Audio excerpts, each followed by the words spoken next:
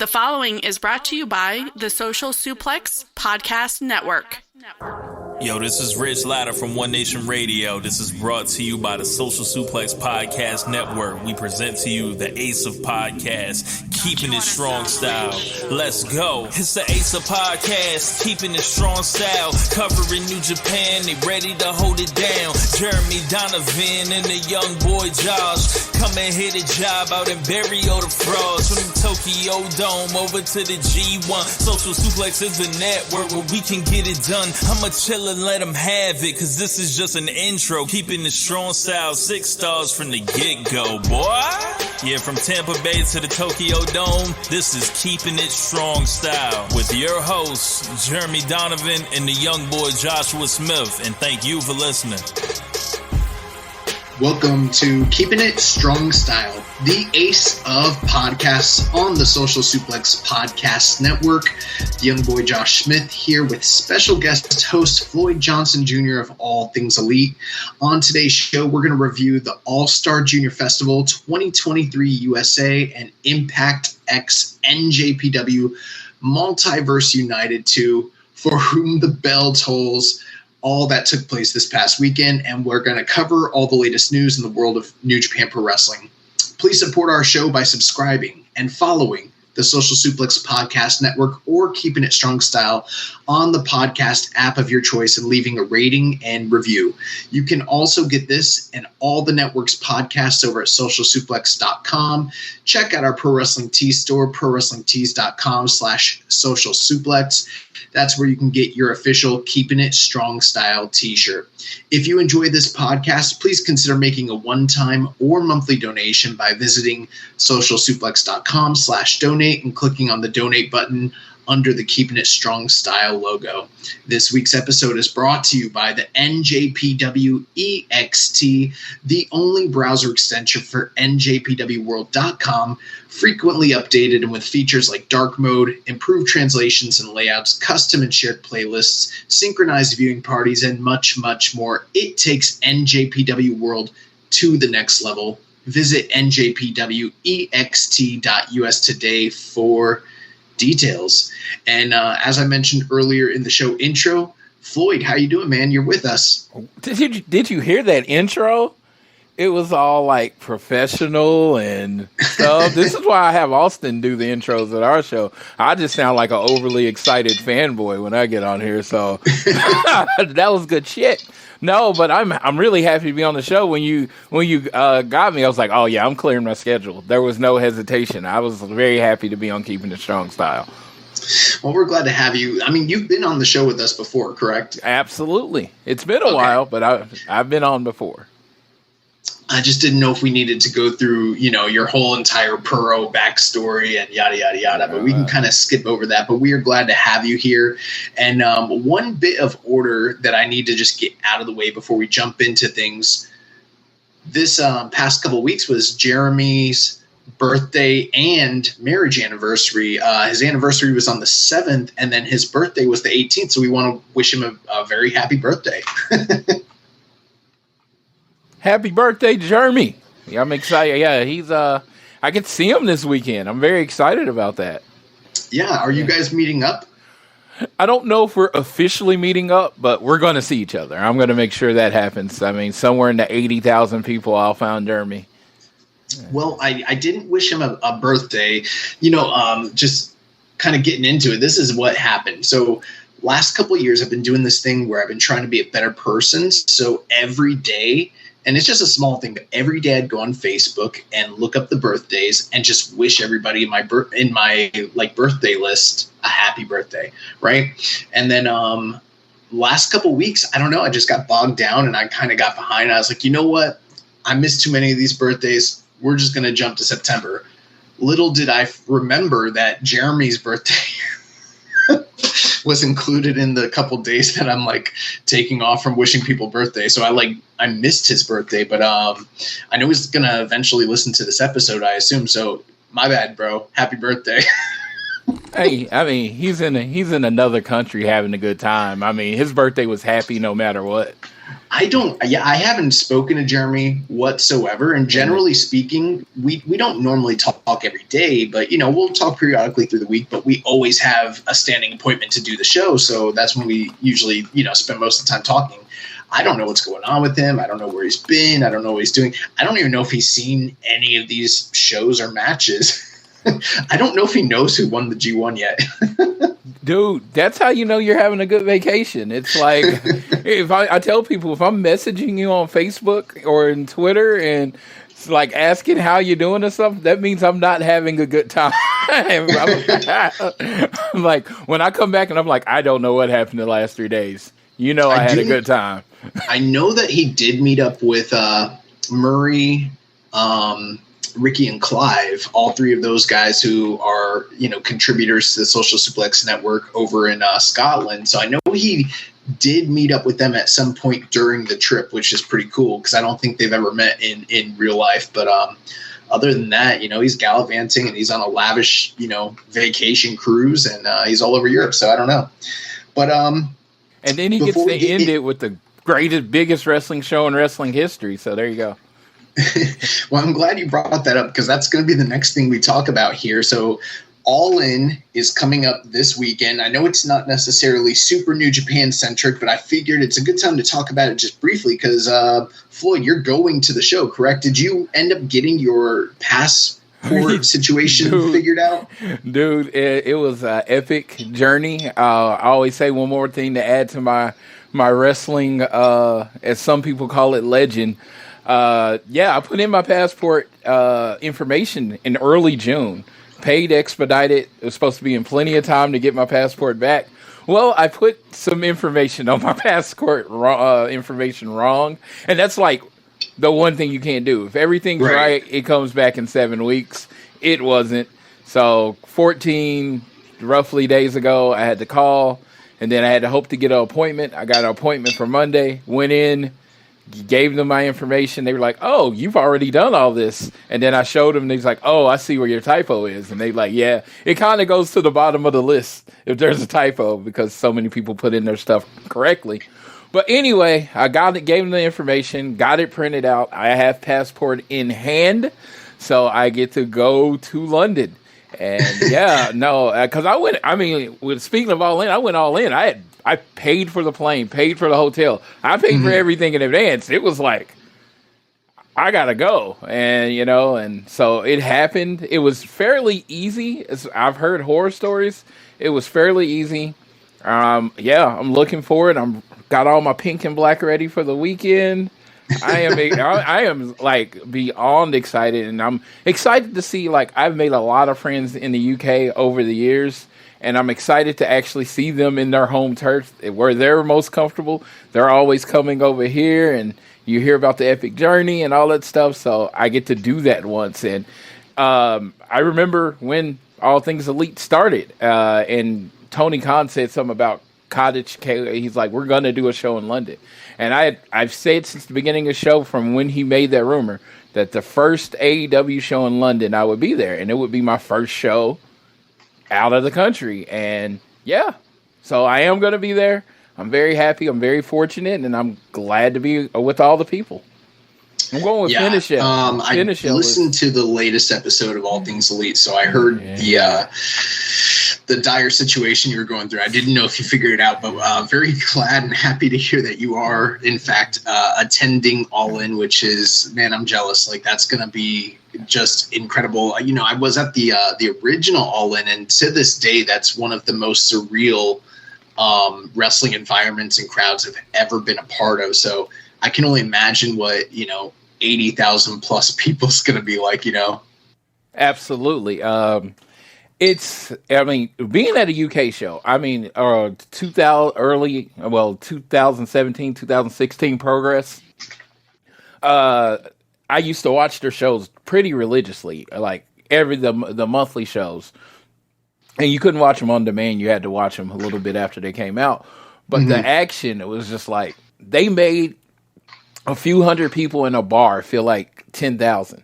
So I only can imagine what it's going to be like with 80,000 people singing along to the music, doing their chants. I said, I asked a friend, I was like, do y'all have like a set list? Because they're always singing songs and they get into the songs and it seems like they know the songs. And they're like, no, we just kind of come up with them there. I'm like, all right, I'll do my best. I'll just hum. But I'm looking forward to it. So not to get into the weeds with the whole entire show, obviously I'll leave that to you guys over on All Things Elite, but I do know that there were some reports recently. I just saw that perhaps Phoenix is off the show due to like travel visa issue, and that I saw Sean Ross Sapp is also reporting that Tony Khan was quoted as saying he might need to make other changes to the show that were unwanted. Have you heard anything about any of that yet? Yes. It looks like Phoenix is off the show. Visa issues. I as someone that was just going through my own passport issues, I know visa's a whole nother level, so I'm not shocked. The government. So it's like I doubt it was anyone's fault, kind of thing. And that's disappointing. I love Ray. He's one of those people that he shocks me every time he's in the ring. So I'm sure he's disappointed that he won't be able to make the show. But Tony has a way of adjusting. I always saying Tony I trust, because in the end, he's like I know there's one pay-per-view where everybody didn't like in general, but he's pretty much got like a 95% hit rate on pay-per-view. So I think they'll come up big, and I'm hoping they call the Rainmaker. I am very disappointed he's not on the show. I'm like very disappointed. As someone that was at the first All In with you, it was just like everyone that you could get, that hasn't been canceled, and that you could get to be on the show that was on the first show. I think you should, because I remember, All In was like a love letter to professional wrestling. It wasn't about a company. There was no company. It had everybody from each company just all having fun. That battle royal at the beginning was amazing. It was just like, it was a fun show. It wasn't about like this super card and super dream matchups. It was just a fun show. Yeah, that show's one of the things that doesn't get talked about a lot, but it was definitely part of the show, was how many other companies' world champions were featured, even if they didn't necessarily bring the titles out. But you had like the NWA champion, the Ring of Honor champion, the New Japan world champion, AAA's world champion, the WWN champ, and so on and so forth. Like, there were a lot of different top guys from all over the industry sort of featured all at the same time. So I was sort of kind of thinking that there'd be not necessarily like obviously it's a fine line, because this is such a huge momentous show for AEW. You want to get as many of their talents on the show as possible. But at the same time, because it's like a WrestleMania-esque sort of stage, you would expect for some of their partnerships to be featured a little bit more. And me personally, and this actually goes into a question we had from Rambone Slam Pig. He says, other than Ospreay, do you expect any other last-minute involvement from NJPW talent at All In? And, the one thing I was thinking is, even if it's not realistic to get 4 or 3 names from New Japan, even if you just were going to have one, being that they are their largest partner and New Japan has such a strong presence in the UK already, I would have imagined that at the very, very least, Kazuchika Okada would be on the show, because he is the ace of the company. It just seems like a natural fit, and I'm kind of surprised that he's not on the show at all. Well, now we got like 4 spots available with the three in the Battle Royal. I don't know. I don't see a being in the Blackpool Combat Club, but maybe Bryan Danielson tapping him out beat some respect into him and he joins. I doubt that, but I feel like there's somewhere. It has to be somewhere for the Rainmaker. It's like 80,000 people. That stadium, you need the Rainmaker entrance. It's just like if you ask me the one thing, like, I am pretty happy with the show. I am, unlike a lot of people, I am very happy with what we're getting. But it was like the fact that Okada has not even been rumored or anything just seems like a huge swing and a miss to me. Maybe he's not available. I don't know, but it seems like a huge swing and a miss. Well, the one spot on the show that seems like maybe, and I'm not saying it is because it could be anything, but the one spot that could potentially feature New Japan talent that are unannounced is that Stadium Stampede match. And that features the strong openweight champion Eddie Kingston teaming with the Best Friends, Orange Cassidy, Penta, and somebody who's, I'm supposing, going to replace Phoenix. And they're taking on John Moxley, Claudio, and Wheeler Yuta of the Blackpool Combat Club, along with 3 other individuals, but we don't know who those 3 individuals are. And part of me was wondering, like, you know, could it be Ishii? But would that work, you know, considering that he was teaming with Kingston just a couple months ago? So I don't know, but maybe there's some space for some New Japan involvement with those 3 unannounced individuals. But I also feel like it could be like a curveball, like a Chris Hero, or like even like a Nigel McGuinness or something like that. So my first thoughts, like my initial thought was it's going to be Chris Hero. Uemura, is that the one that wrestles with Moxley a lot? Oh, no. Umino, Shota. The shooter. Duh. Yeah, the shooter. And then I feel like it would be Minoru Suzuki because he's always the surprise in every AEW event. Like anytime they need a surprise, Kaze Nihori hits on the microphone. So that was my initial 3. And then I got to thinking, I was like, I keep hearing that Proud and Powerful's coming back. And, you know, Proud and Powerful's coming back. And, you know, being on the other side of Kingston, because remember, Ortiz and Kingston kind of had that falling out. Yeah, that falling out. So that could work. And then I think Chris Hero is definitely one of the 3. I just because it's the perfect type of match for him because, you know, it's a, you know, walking brawl, as they call it, Stadium Stampede. He can wear a shirt, you know, like if he doesn't feel like he's in the greatest shape, he can just come out there and just throw elbows and do dope stuff because I enjoy him quite a bit as a wrestler. So I think Hero is definitely going to be one. So since we're on the subject, they just announced this past week that Will Ospreay of United Empire will be taking on Chris Jericho at All In. Floyd, what are your thoughts on this match and the build, you know, leading up to it? Because I got to tell you, I've seen a lot of criticism on the New Japan fan side of things. Now, I'm not necessarily in that camp, but I've seen it, and there's a lot of people that just they're not really in favor of this matchup. But I think a lot of that has to do with like Jericho hate. Yeah, absolutely. I mean, the build is trash. It's literally like this is like the first match I heard about months ago when All In. It's like, it feels like there would have been a little more to it.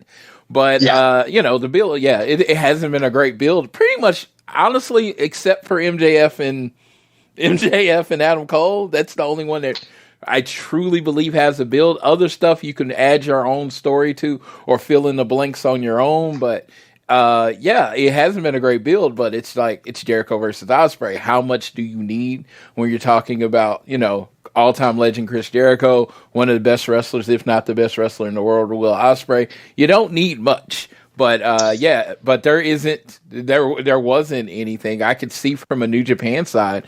You know, Will Ospreay, like he's home. He's got the UK belt. He's has so much stuff that you could build on to make this a much bigger match than it is. And you got Canada versus UK. This is a straight shout out to SummerSlam 92 with British Bulldog and Bret Hart. I'm like, you have Canada versus UK with the belt on the line. There's so much you could have went into on this, and it's just like, and you're like, you have what, 5 hours of TV every week? You saying you couldn't drop one of Jericho's meetings with his team that no one cares about and throw this in there?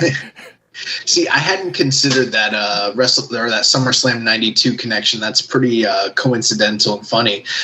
You know, I've kind of almost come to the defense of the build. Now, granted, I haven't been watching that much AEW the past 6 months. And the main reason why is because every time I turn it on, it just doesn't seem to land for me in terms of my sensibilities, what I favor in wrestling, as opposed to like some of the earlier years of AEW.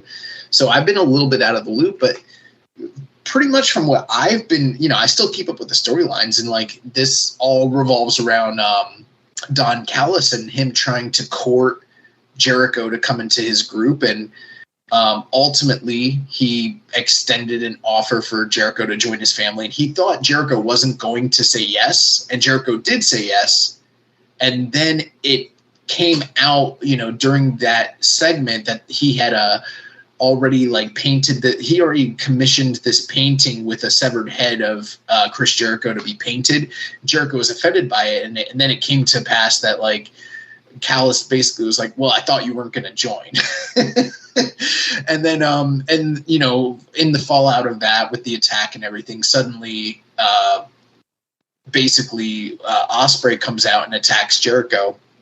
And I've seen people say this doesn't make sense. And to me, this makes total sense. I'm not saying I love the booking, but it's logical to me because they've already established on screen that Don Callis and Will Ospreay have a tenuous working relationship going back to the All-In build with Kenny Omega.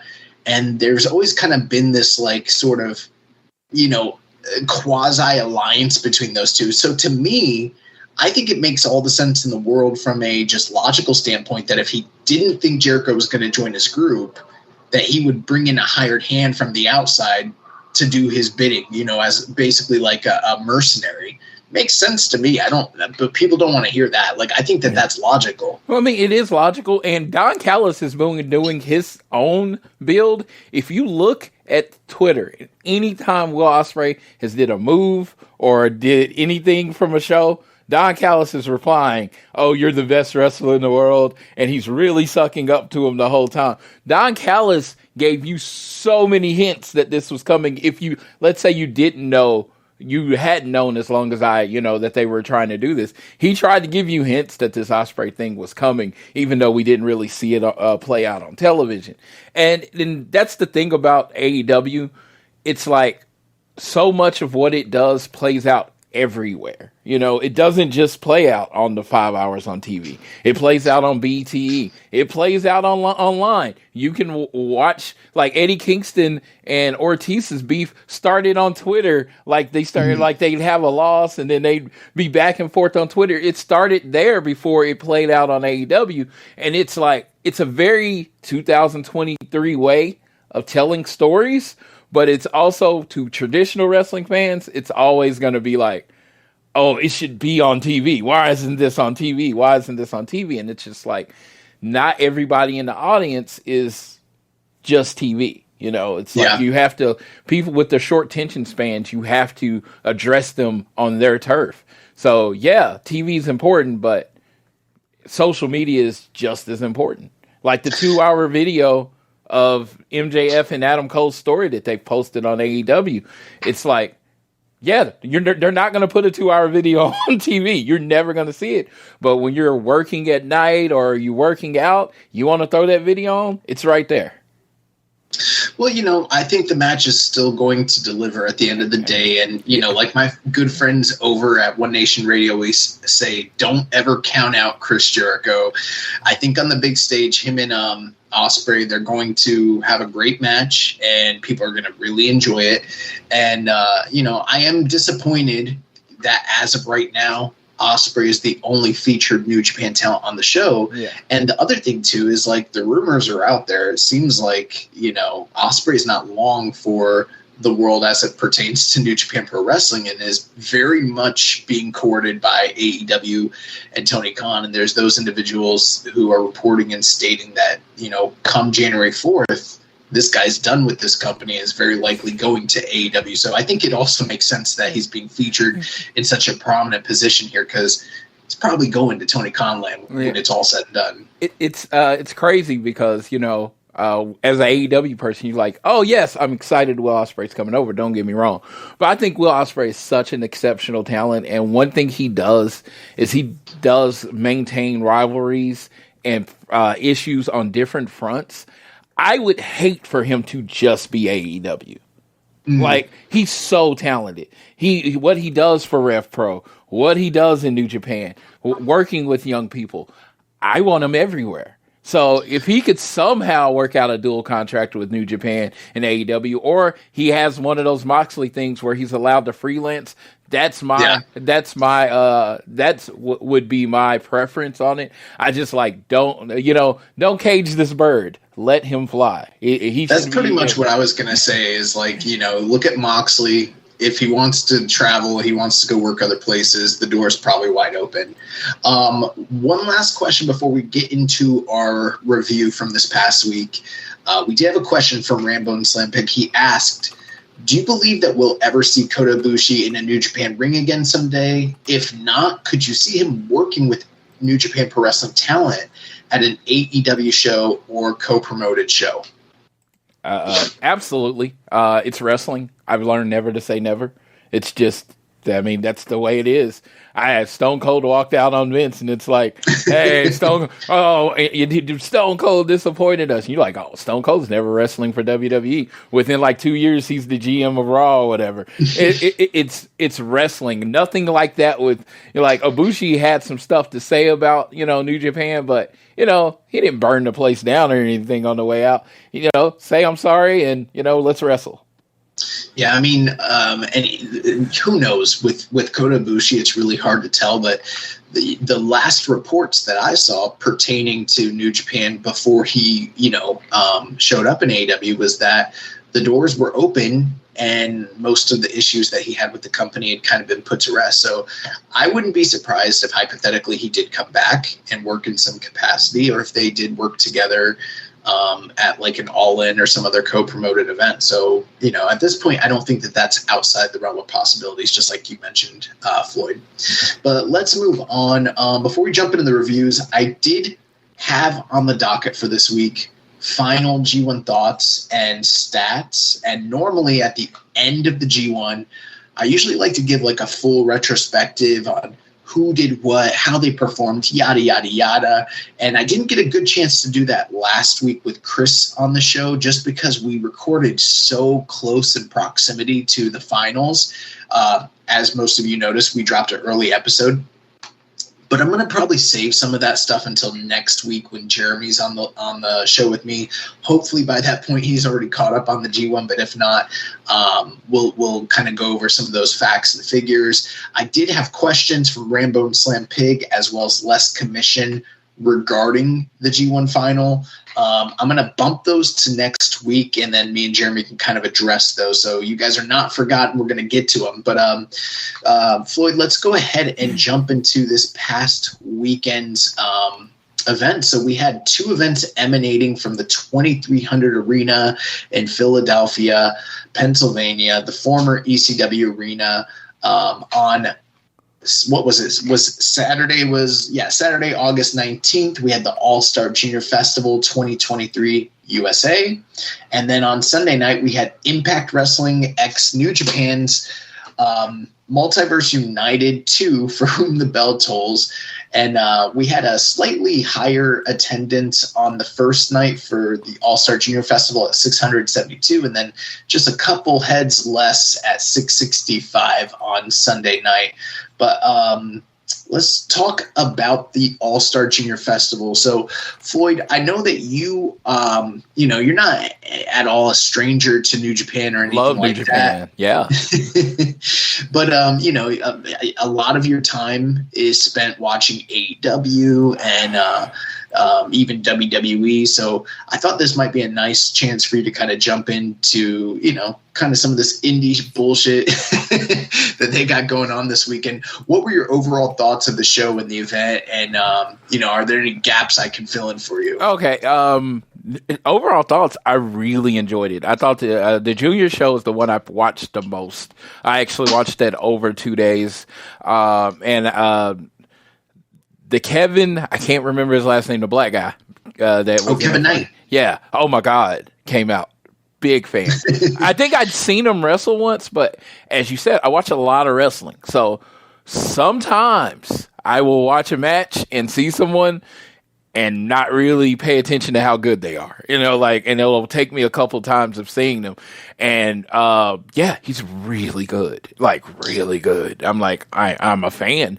And then Speedball is one of those people that had to grow on me. Like Jeremy was like, when we went to he had that weekend where he killed it, and I was like, hey, he's all right. And then, and then Jeremy's like, oh, he's amazing. And then he's like kind of like the Darby Allin situation. Sometimes it takes me a little longer. I come around eventually, but it has to. I'm one of those people. I'm not going to pretend like I like someone because everyone else likes them.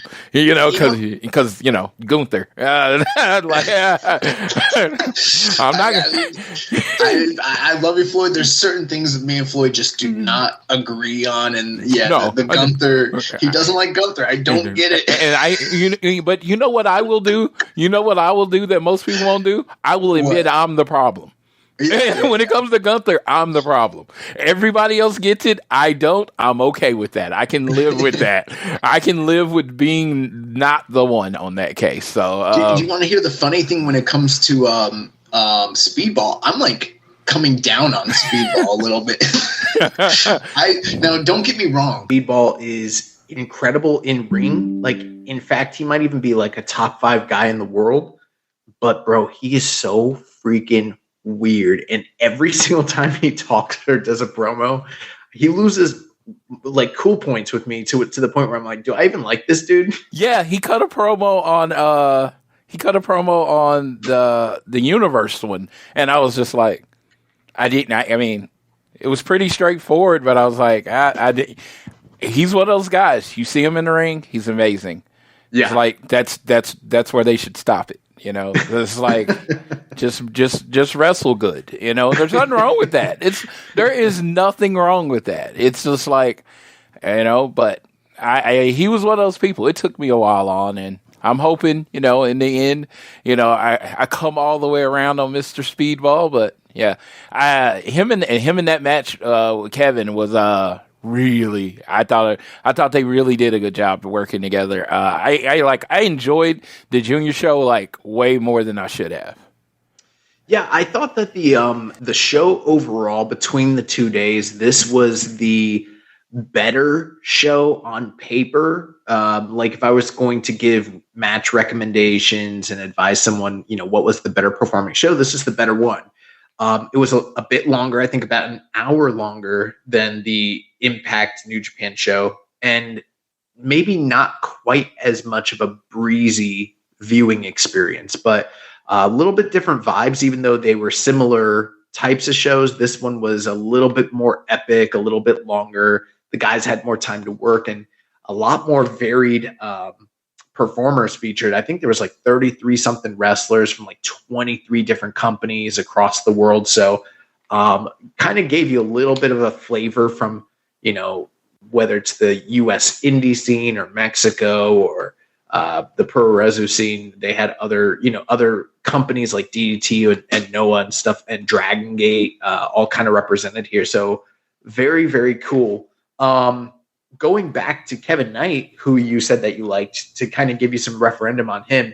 He actually was an independent talent. I forget. I think he's based out of like I can't recall if it was Texas or the Pacific Northeast or Northwest, something like that. But he got picked up by New Japan and trained under Shibata in the LA dojo, and was featured heavily on the Strong brand for a while, just kind of doing that. And then the past, like the end of last year, he started coming over to Japan for actual tours, kind of developed this jet setter moniker, and started teaming with Kushida, and sort of graduated to like, no longer a young lion sort of deal.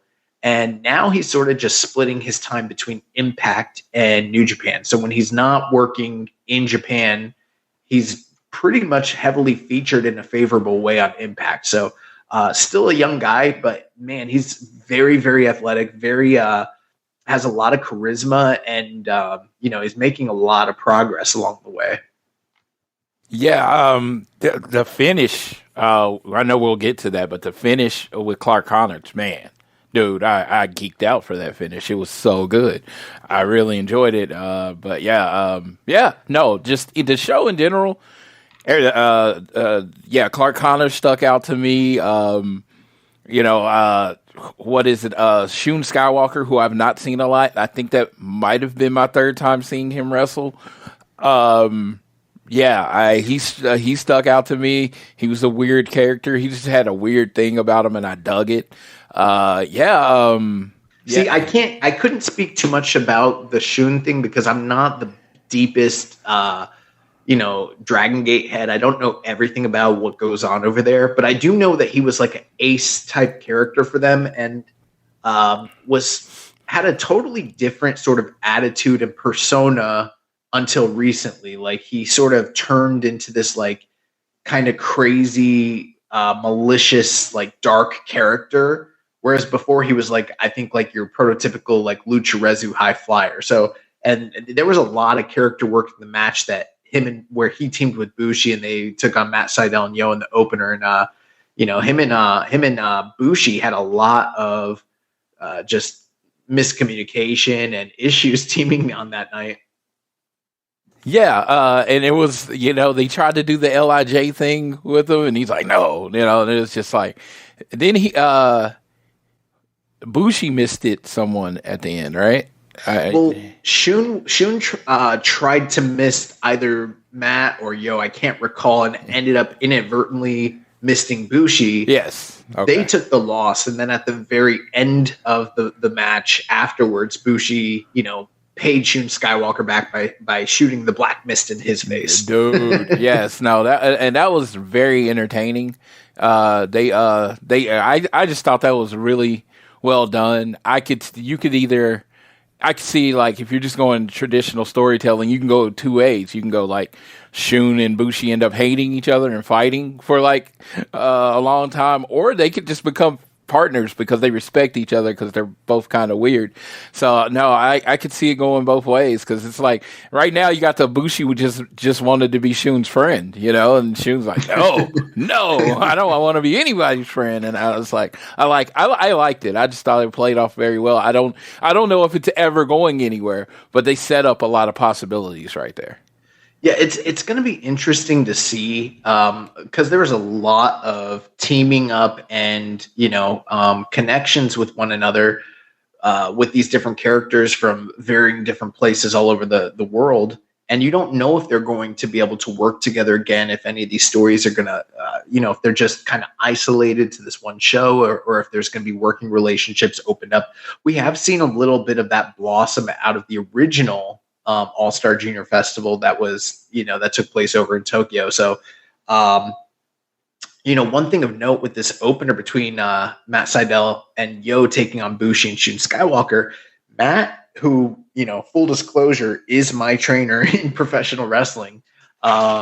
He hasn't worked for New Japan in any capacity since he had that those legal issues over in Japan revolving around, being busted for THC oil. So, it's been kind of tenuous as to whether or not he was going to return to the company in any way, even like working for the Strong brand. But, where there's a will, there's a way. And, I thought him and Yo had a pretty good team together. And who knows, maybe this could open the door for Matt to get back to Shinihan. Yeah, it's kind of weird with Yo. Like back in the Roppongi 3K days, he was my favorite of the two, and I honestly thought we would get more from him. But I did love what I saw from him and Sydal. So if they wanted to start teaming up, I would definitely be signed up for that one. Yeah, I thought that opener was very good. A lot of high flying, a lot of good character work from Bushi and Shun Skywalker. And Matt and Yo ended up picking up the win, 8 minutes, 55 seconds. Great way to open the show. Prior to that, there was a buy-in match, and I thought it was weird that they called their pre-show the buy-in. Did you notice that? I did not watch the pre-show. I realized too late. The buy-in, that's kind of weird. I dig it. I mean, because that's what you're trying to do. In any pre-show, that is the goal, is to get people to see this, get excited, and buy it. So you're trying to get them to buy in. So I did like that name. I just always just associate that with AEW. I was surprised that they did that.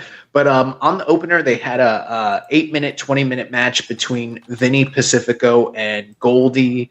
Couple guys on the independent scene that they wanted to give a little bit of love to. Goldie picked up the win against Vinny Pacifico. Then on the main card, we jump into the All-Star Junior Festival USA tournament, and we had 2 semifinal matches back-to-back. Kevin Knight defeated Clark Connors in 9 minutes and 58 seconds to advance in the tournament, and then right after that, Speedball Mike Bailey defeated Francesco Akira 13 minutes and 31 seconds. I thought both these matches were pretty good. Specifically the Mike Bailey Francesco Akira match. I thought that was one of the best matches on the entire show and really was just top-notch wrestling. But Kevin Knight ended up beating Clark Connors with a small package, or maybe it was a crucifix. I can't recall. And then Mike Bailey beat Francesco Akira with the Flamingo Driver to set up a main event at the end of the evening between Kevin Knight and Mike Bailey. What did you think of these 2 matches here, Floyd? Okay, first match, that's what I was talking about. That was Kevin Knight. Clark Connor, I love the finish of the match. I thought they worked really well together. I love Clark Connor's new attitude. I know it's not new to people that watch New Japan every week, but as to me, I think this is maybe his second match thing under his persona. And I really dug it. Especially afterwards, when you're doing a tournament, you gotta have some,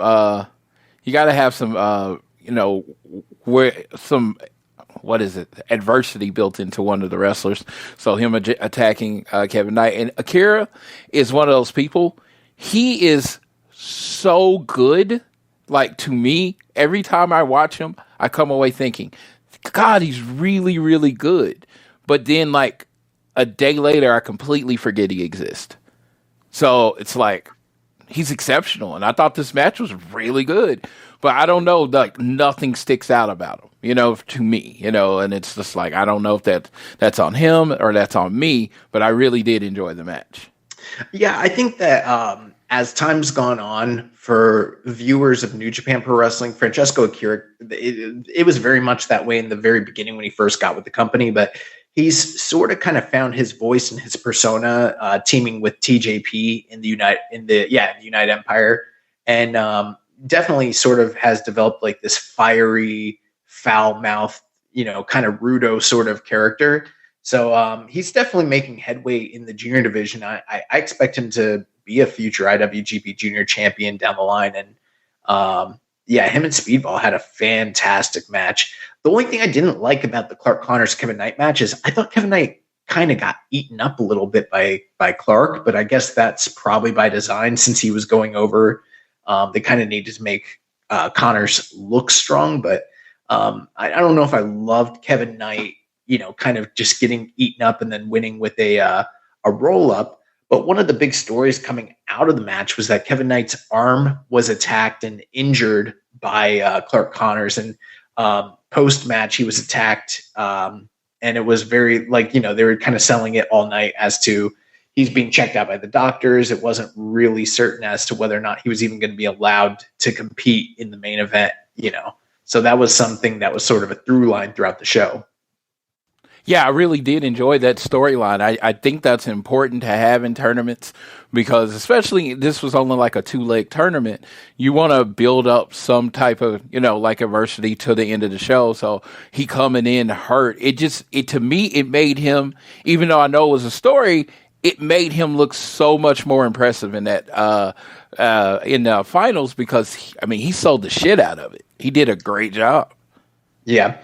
So we move on. The next match of the evening, we had 6-man tag team action as Rich Swann, Ryosuke Taguchi, and the DKC.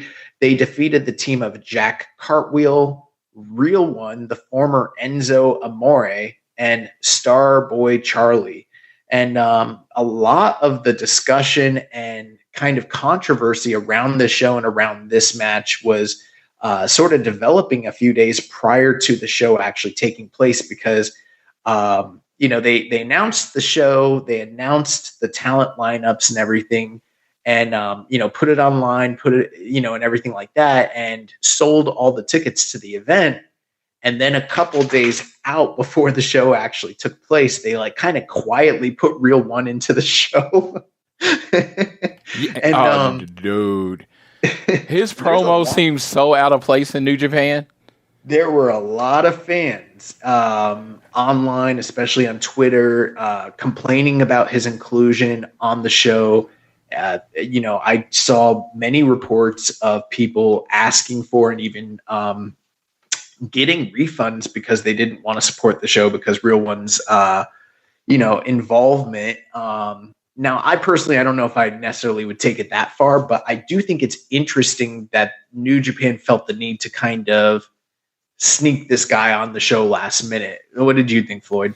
With that added on, that does seem weird that they'd had to sneak him on there. And I'm just like, if you are sneaking him on here, why is he on the show? You know what I mean? Right. I watched the show. I don't feel like he added anything to the show. That promo does not feel like a New Japan or anything promo unless they're screaming about how big their penis is on New Japan, and I just don't know it. I guess I don't understand, maybe I don't understand Japanese. It just seemed out of place. It felt like that whole promo was from a different show, and they just played a video of it during the New Japan show.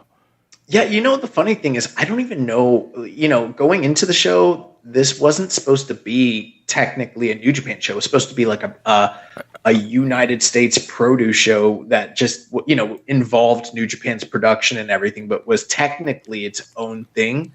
But then all throughout the production, the commentators kept calling it a New Japan show, and then now it's showing up as a New Japan show on Cage Match.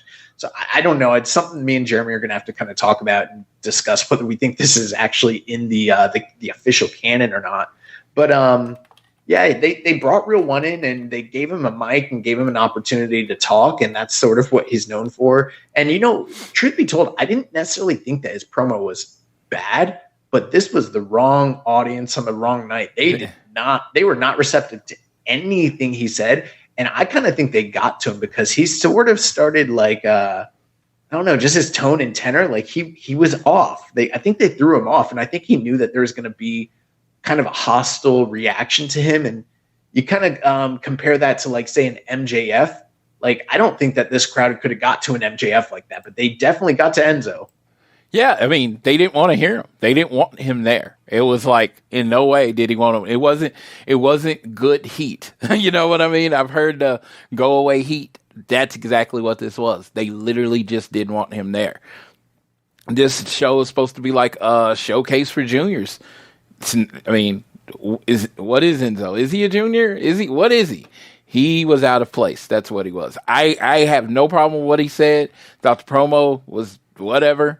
It was Enzo promo. It was the OG Zo, promo. I mean, but no, this wasn't the place for it. Now, one thing I will just throw out there, I'm not going to litigate the entire Enzo situation and everything like that. I know that New Japan has gotten a bad rap in the past couple of years, especially New Japan Strong for, amongst other things. They brought in Marty Scurll, after all the controversy with him, and then they ended up having to, because it was a pre-tape, they ended up nixing it and it never made air. But that was one thing that happened. And then they brought Chris Dickinson back, even though there was the allegations and the ongoing case with the domestic abuse and everything like that. So there's been a couple of different, questionable things. They brought Enzo in, and, correct me if I'm wrong, Floyd, and I didn't look into this. I didn't do research for the show, but I don't even think it was necessarily a thing where it was like he got accused and then it got dropped. Wasn't it a thing where he got accused and then it ended up being completely, if I recall, it ended up like not being true at all? Yeah, from what I understand, this wasn't true at all. Okay, and maybe that's not the case. I don't know. But one thing I will say, I think people's hearts are in the right place. They want to be upset about it. And, I'm not going to tell you to like Enzo Amore. I think New Japan should have learned their lesson about bringing this guy in based on, the reaction that him and Cass got back at Madison Square Garden on the ROH show when they tried to do that run-in with the GOD situation. That was, a disaster. And this kind of was a little bit disastrous. But putting all that aside, it's like the only low light of the show was him being there. It was just like, I like OGZO, and I hope no one cancels me online. I like him. Every time he has, to me, a place in wrestling. I do think it is. This was not the place. When you try to force someone into, put the square peg in the round hole, this could happen. Sometimes it can create good conflict, but this one was like you could have killed your audience. I mean, I'm glad they got it back into the rest of the show, but there's a good chance they could have just, kind of checked out. Well, I understand people, if they don't want to see him, I get that. And I understand people being upset with New Japan for kind of like being a little underhanded in the way they brought him in. And maybe that's tone deaf on New Japan's part. I agree. Here's where I don't totally agree is like, there are a lot of those same fans that watch the product regularly, and there's still people from speaking out that are involved in this company that we like have pretty irrefutable proof that they were doing some shady, underhanded shit, but nobody cares. But Enzo was involved in some sort of situation years ago where he was accused of something and got, I don't know what the correct word is. I don't want to say acquitted, but like it was proven, to my understanding, that he didn't even do the things that he was, accused of. And you have fans online saying like, accused rapist Enzo Amore is on the New Japan show. And I'm like, dog, we got like some people in the company that are probably pedophiles. And you don't say anything about that. I just think if you're going to come with that energy, you kind of have to be, you have to come equal with it, and you have to be consistent across the board. Unfortunately, that's not how the wrestling or any world works. If they like you, you're going to get forgiven. If they don't like you, it doesn't matter what you did. He could have borrowed a pencil and broke it, and people were like, let's get him out of wrestling because they didn't like him in the first place. Enzo was one of those people as a character. You either loved him or you hated him. I loved him when he was in 205 Live, when he was all that stuff where people might not have liked him. I loved him. But so, when it was like he got the charge and I was like, and then they said, this didn't happen. I mean, it wasn't even acquitted. It was like, this just never happened. Charges dropped, nothing went forward. And it was like, okay, Enzo's back. And then he just, like, people have fought against him coming back, like, hard. And it kind of sucks. And he's not really a person that, comes out and shows remorse or appeals to people to try to make them like him. He kind of wants you not to like him. He kind of wants you to think he's a dirtbag. But, with those two things together, yeah, it's making it hard on him. And the whole idea that he thought he was like the biggest star ever. If you hear him talk, he was the next Rock. Well, I mean, when he was wrestling, I mean, this is just my opinion. I thought maybe I'm being a little crazy here. I thought he was going to be like a future world champion. I thought he had a big, future ahead of him just because of how well he could talk. But hey, if I'm wrong in my recollection of what happened with the whole thing with him, my apologies. Like I said, I haven't done a lot of research here, but I just think that the outrage in this particular instance doesn't match when there's other people in the company that you could kind of, you could put the exact same logic to. As for the match itself, Rich Swann, Taguchi, and DKC come out on top. I thought the match itself was pretty good. I don't know why Starboy Charlie is wearing the jean overalls nowadays, but I guess he's with all that kind of like indie hokey shit. But a lot of comedy here, fun match, hard work from everybody. Crowd wasn't into it, but we move on. Yeah. Go ahead. Yeah, I was like, it was kind of there, and I was like, man, Enzo could have got shot, and they would have cheered. After that, we had the Lucky Dip 8-man tag team match. Dude, this thing, I'm sorry to interrupt. I was like, this was like cool. I was like, oh, usually a lot of stuff comes off kind of hokey in wrestling when they try different things like this. I thought it was well executed. So you can tell them what it was or whatever. Well, the deal is we had 8 men, Alex Shelley, who's the current Impact World Champion, Chris Bay, Kosei Fujita and Robbie Eagles of TMDK, Ace Austin, Cheeseburger, TJP, and Yoshinobu Kanemaru. And these 8 men were going to be put into an 8-man tag team match. The problem is we didn't know who would be teaming with who. So essentially the idea is every single one of these individuals would pick, basically draw straws and end up on a random team. So that meant that, like, for instance, Ace Austin and Chris Bay, they ended up on opposite ends of the spectrum here, and they are tag team, partners in the Bullet Club. And then you had like Kosei Fujita and Robbie Eagles from TMDK. They weren't sure if they ended up on the same tag team, but they weren't sure if that was going to be the case. But ultimately, we ended up with a situation where Alex Shelley, Chris Bay, Kosei Fujita, and Robbie Eagles, they defeated Ace Austin, Cheeseburger, TJP, and Yoshinobu Kanemaru 17 minutes. And I thought this match was very good. I thought the action was very, wild, a lot of high flying, a lot of comedy spots. And, one of the big stories throughout the match was the fact that Austin and Bay vowed that they wouldn't fight one another. And they stood true to that story. They did not attack or fight one another at all during the entirety of the match. Shout out to Ian Riccaboni, Vesa Scott, and the Drama King. They did a great job of telling the story as it went along, so you didn't get confused. Like I said, this kind of stuff can be hokey if you don't have the announced team to keep it together. I thought they did a great job keeping it together, letting you know what's happening, each story, getting it out quick, not interrupting the action.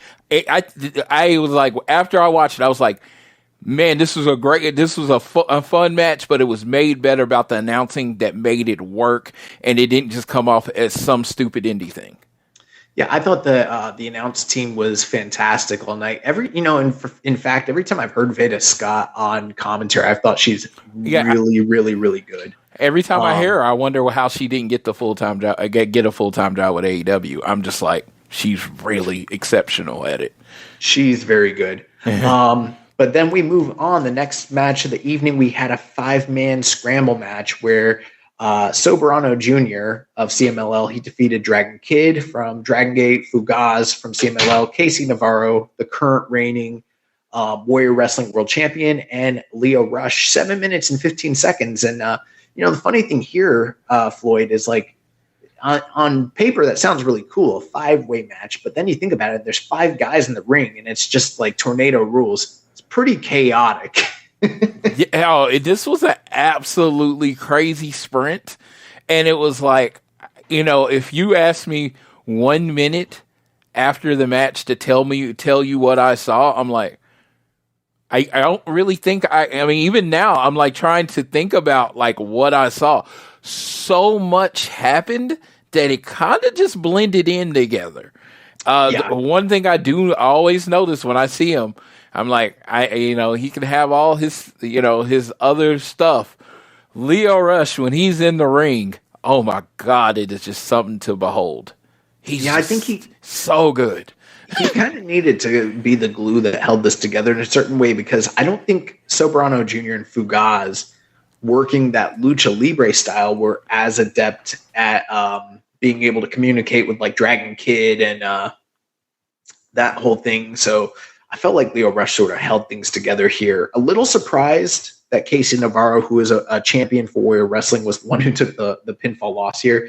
But I feel like because the match was so crazy and was such a sprint, they had to kind of keep it short, 7 minutes and 15 seconds. So it was fun for a while it lasted, but Soberano did pick up the win here. And then that brings us to the 8th match of the night, where the team of El Desperado, teaming with DDT's Mao, they defeated the East-West Express, Jordan Oliver and Nick Wayne, representing GCW, 19 minutes and 14 seconds. And Floyd, I thought that this was one of the very best matches of the night. Okay. Jordan Oliver, he's a Florida boy, right? I don't think so. I mean, he's wrestled in Florida. I've seen him, but I think he's an East Coast guy. Because I'm going to ask a tough question. Why is he not signed? Like, that dude's really good. I came out of this match, and he wasn't that. I mean, okay, I don't want to say he wasn't that good. Obviously, coming from somebody that's not that good themselves, He is somebody who has progressed and improved quite a lot in the last year or so. Yes. Oh, okay. Because I was like, I watched this match with him in the game, and I was like, they should have been signed as a tag team. Like, they are really good. I mean, Nick Wayne's Nick Wayne. I'm like, that's like the year before. That's literally like the consistent name that I heard was killing everything. He's gonna get signed, and then when he came to AEW, he hasn't really, disappointed in any way. But Jordan Oliver, the last time I saw him, he did a show like during the middle of COVID. It was like a show in Texas. They didn't care, and I saw him. I met him. And he wrestled the match.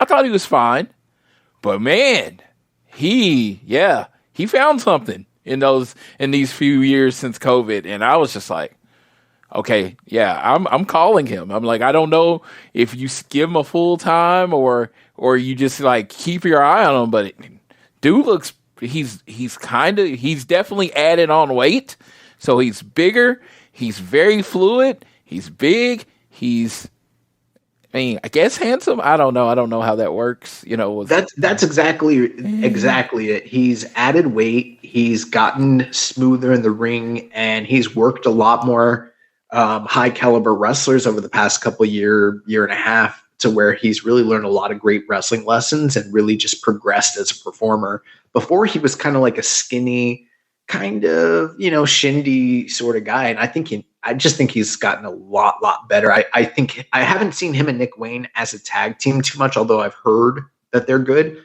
But man, Desperado, I haven't seen too much of Mal. I've heard of him. I understand his reputation, but I thought him and Desperado had a great team as well. And this match, this reminded me really well together. Yeah, it reminded me sort of like I don't know, like the Rockers taking on like the Orient Express or something like that. Like It just sort of had that kind of vibe to it. Yeah, it was just like, Jordan and Nick kind of give me. I know Jordan's way bigger than the other two, but the Paul London and Brian Kendrick tag team, they gave me that kind of vibe, and I really dug it. And was it? You said Desperado, Yes, Desperado. Yeah, all the mask. Brain doesn't work this way, and I thought they did really well. I loved. I liked the ending of it, and I really in this one I really liked how they put together that it would be an upset over these veterans, because when you kind of look out, you're like, oh, East West Express, they look more like a tag team, more together, but they pushed it that they were giving the old college try, and they looked really good. And it was like at the end of the match, as I come in not really caring who wins. I was really pulling for it, and when they lost, they had that little moment. There were some great near falls down the stretch. A lot of times where I thought East West was done, and they kept fighting from underneath. Ultimately, Desperado did hit the Pinche Loco for the 1-2-3 win. Yes. Be interesting to see if him and Mao team together again in the future. And it's also interesting, like you mentioned, with Nick Wayne joining AEW. I wonder if Jordan Oliver has a through line to get there at some point as well. Yeah. I thought this match was phenomenal. They do the junior tag thing at the end of the year, right? Yeah. We don't know exactly when it hasn't been announced, but last year they did it in like December along with the World Tag League. So I'm kind of hoping they do that again this year. And who knows, maybe Nick and Jordan. I would be all of. I mean, as far as AEW, you have to look at Nick Wayne as a long-term project, because he's so young. Don't want to push him too quick. Letting him go for a few months to go wrestle in that tournament only is going to do anything to make him better. That'd be cool. So that takes us to the next match, and maybe the most, I don't know, a lot of people talk shit about this match. Some people were excited. It kind of depends on what your taste in pro wrestling is. But the ninth match of the night was the Philly Cheesesteak Cup 3-way ladder tag team match, sponsored by Pat's Cheesesteak. And we had the team of Doki and Lowrider from Texas. They defeated Blake Christian and Master Wato, as well as the team of Hiromu Takahashi and Rocky Romero, 19 minutes and 27 seconds. And they said it was a cup, but there was no cup involved. At the top of the ladder was a giant bag of cheesesteaks. And, essentially, whoever climbed to the top of the ladder and pulled down the bag of cheesesteaks won this contest for their team. And as ridiculous as all of that sounds, the match itself still delivered. This Philly cheesesteak match took hot dog and a handshake to a whole other level. You got to wrestle for your dinner. I thought that was really cool. I'm going to Philly next year for Mania, and so I'm really excited to have a Pat's cheesesteak. I don't know if I would fight 5 other men and climb up a ladder to get one, though. I mean, maybe after I taste it, it'll change my mind, but yeah, Pat's is okay. I forget what there's Pat's and then the other. There's like 2 that are right there next to each other that are very famous, but they're kind of like they're sort of like the places that like the out of towners go, but locals don't really eat there anymore. You know what I mean? Absolutely. And that's what I was telling when JR was talking about it, because he's been there before. I was like, I kind of want to go to the hood grimy ones that they tell tourists not to go to. That's where I want to get my feeling. But I'm going to try the big chains, the world famous ones, but I want the grimy ones. I want the ones where you only got $10, and you're only eating one more meal today. This is where I'm going because I know it's going to be amazing. I want that place. Yeah, it's been a while since I've been to Philly. I lived in Cherry Hill for a little bit there a couple of years ago. But the 2 famous ones, it's Pat's King of Steaks, which they were the sponsors for this match, which is pretty funny. And then Gino's Steaks, and they're like literally catty corner from one another. But if you were to go there, the 2 that I'd recommend, this one's also kind of like a quote unquote chain, but I just love it, is Jim's on South. Jim's is incredible. I love Jim's, but the one that most people are going to tell you is the best is D'Alessandro's. D'Alessandro's steak is like pretty much for most people in Philly. I would say like I've heard that as being the best more so than anywhere else. That's where a lot of people like to get their cheesesteaks from. But in any case, the match itself, it was pretty interesting just because you had Hiromu from LIJ teaming up with Rocky Romero from Chaos, and they were calling their one night only tag team the Cheesesteak Brothers. And it is no secret that Hiromu was the original brain child for the All-Star Junior Festival in Tokyo, and then Rocky sort of partnered with him to kind of book and create this event. So it was sort of like the 2 bookers teaming up to be in this match together. And then you had Wato and Blake Christian, who've never teamed together in the match. And then Doki teaming with Lowrider, who I'd never even heard of Lowrider. I guess he's an independent wrestler from, the Texas independent scene. But, surprisingly, Doki and Lowrider picked up the unlikely victory here. I heard of Lowrider a few weeks ago. He was in a match. He was supposed to have a big match with Brian Keith, but I've literally never seen the person wrestle, and that was the first time I heard him. And then the next thing I know, he's on this show, so I was like, oh, okay, maybe I should be paying more attention because local wrestling or whatever. But I dug this match. I've always Blake Christian's one of those people, all heart or whatever. He is one of the more fun people to watch wrestle. Like, he just goes so hard every match. I don't know if he qualifies for Rich Latta's not going back award or whatever, but he goes so hard in every match. He wrestles every match like, when he wrestles, you think he's retiring after the match because he wrestles that hard. Well, I think part of the deal too, and he's actually the current reigning GCW world champion as well, but part of the deal there is he's turned heel recently. Wato's super babyface, so they're kind of an unlikely pairing. Yes. Wato got busted open at some point in this match. He was bleeding like out of the side of his head or out of the corner of his eye. Hard to tell. It looked like he got cut hard way. And then a lot of high flying from everybody here. But again, the big thing, Doki and Lowrider, the unlikely underdog Black Horse team, they pick up the victory 19 minutes and 27 seconds.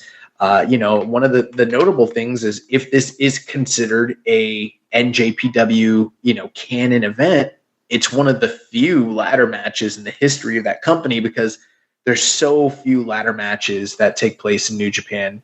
So that was pretty cool. I'm a little ladder matched out myself, but I thought that this one was still pretty good. Yeah, I am like street fight out right now. I'm just like, there's just been too many. I'm just like, man, can we go like 2 weeks without a no holds barred match? So no. It was like, dude, I remember last week I was like, can we go 1 week without it? And then they announced the Texas Chainsaw match, and I was like, I'm just giving up. I'm just like, it's just.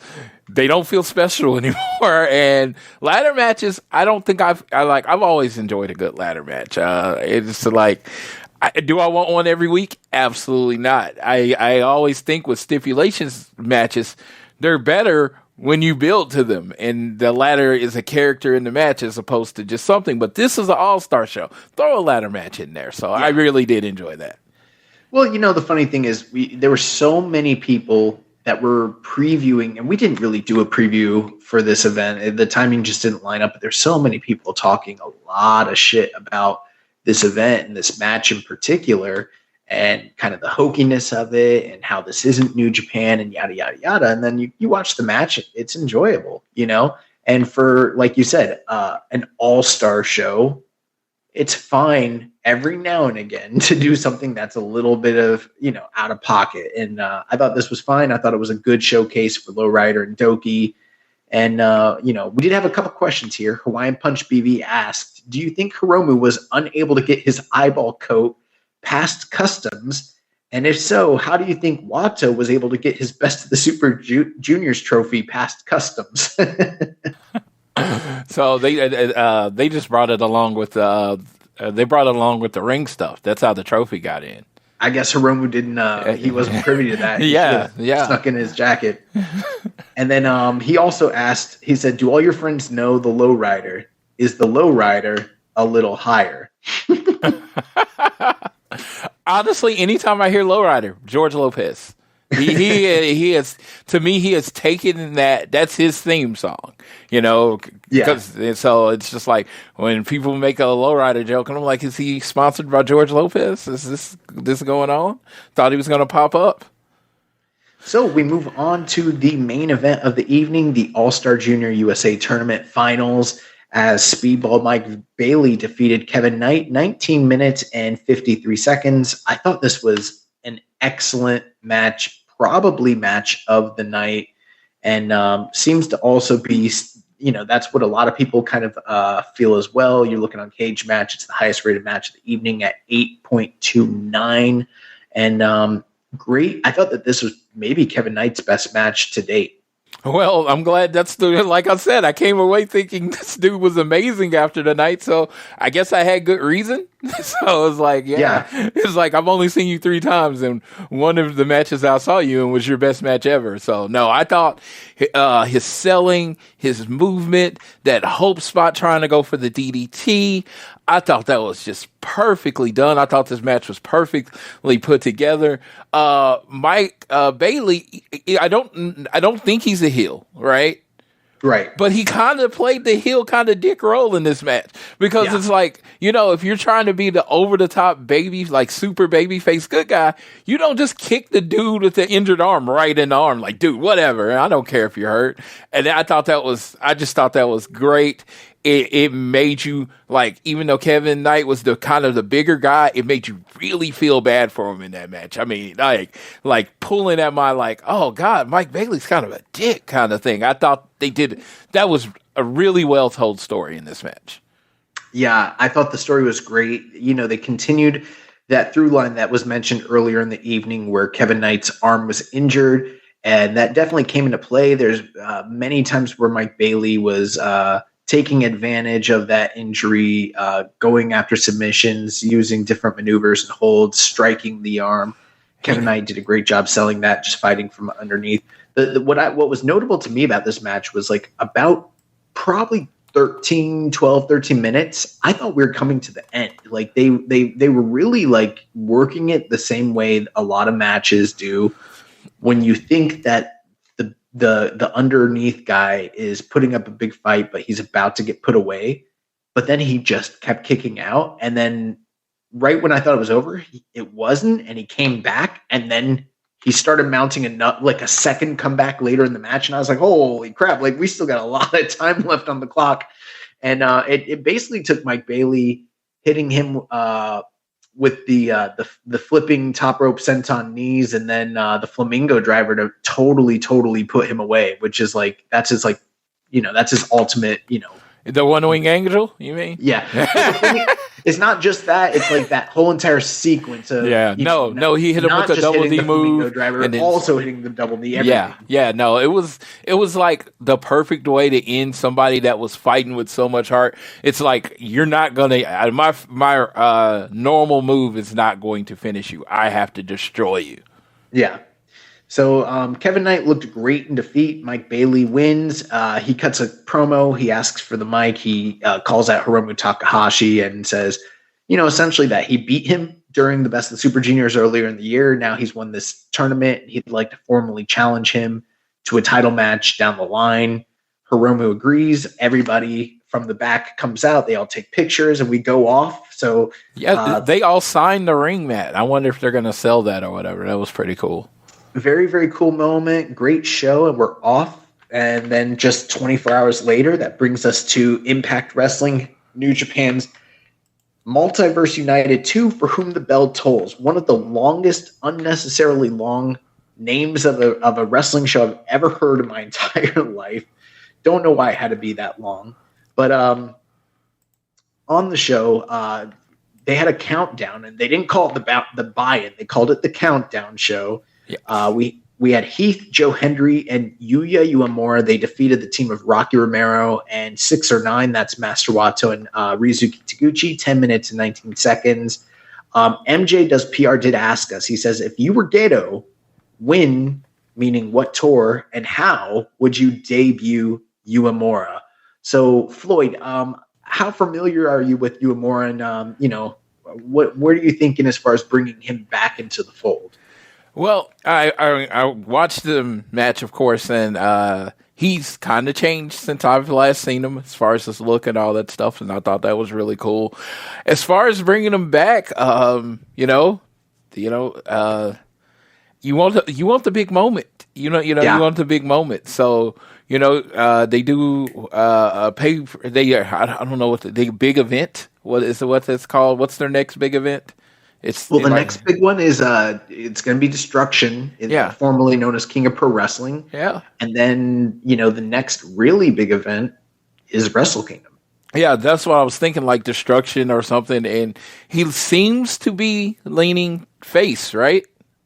Well, right now he's working face, but when you're coming back, yeah. Right. I feel like if Takahashi, who beats or whatever the person they wrestles at Destruction, he rolls up, and attacks him. I like when they come back heel. I really do. Like in my experience with New Japan since about 2016. Yeah, I prefer when the young people come back heel. I think it helps establish them. You can turn them face sooner or later. But like when Jay White came, oh my God, the Switchblade. Oh my God, I was like, I don't even know who they're talking about. But all leading up to it, I just wanted to know who he was. And so they could do, I don't know if they need to do that exact thing, but, come back and be mean. Well, the thing with Uemura is he's in that same class and group as Narita, Umino, and Tsuji. And those 3 guys were recently labeled prior to the G1. They were labeled the new 3 Musketeers. Wow. Yeah, I remember that. And Uemura's, in my opinion, and in the opinion of a lot of wrestling fans, maybe going to be the actual guy that comes out of that group as the true ace of the company. Yet he's still on excursion. He's still primarily just working in Impact. And everyone's kind of wondering, when is he coming back? I did notice in this match that he has the long hair now, which he hasn't, he'd had kind of grown out hair, but now it's getting long. And I'm wondering why they've done that.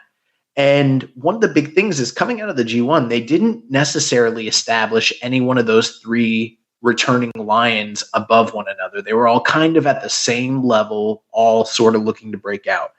If I was New Japan and I was going to bring in Yumura, I would bring him back and I would push him. I'd push him in a way that I didn't push the other guys.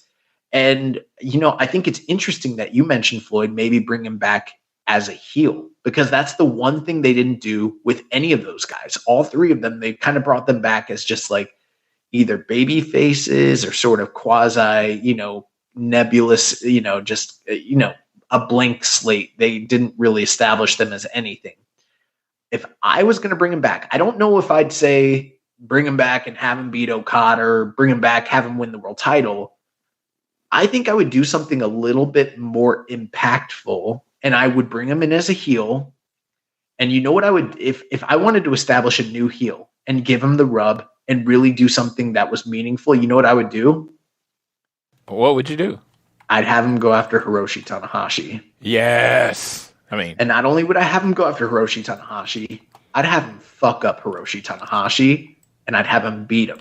Yeah. Clean, 100% clean, dominate him, and put him out to pasture.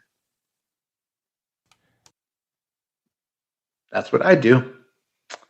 And that would be amazing. Yeah. You could do that anytime. Whenever you're ready, maybe at Destruction, you bring him back, you have him attack the guy, and then at Wrestle Kingdom, it's lights out.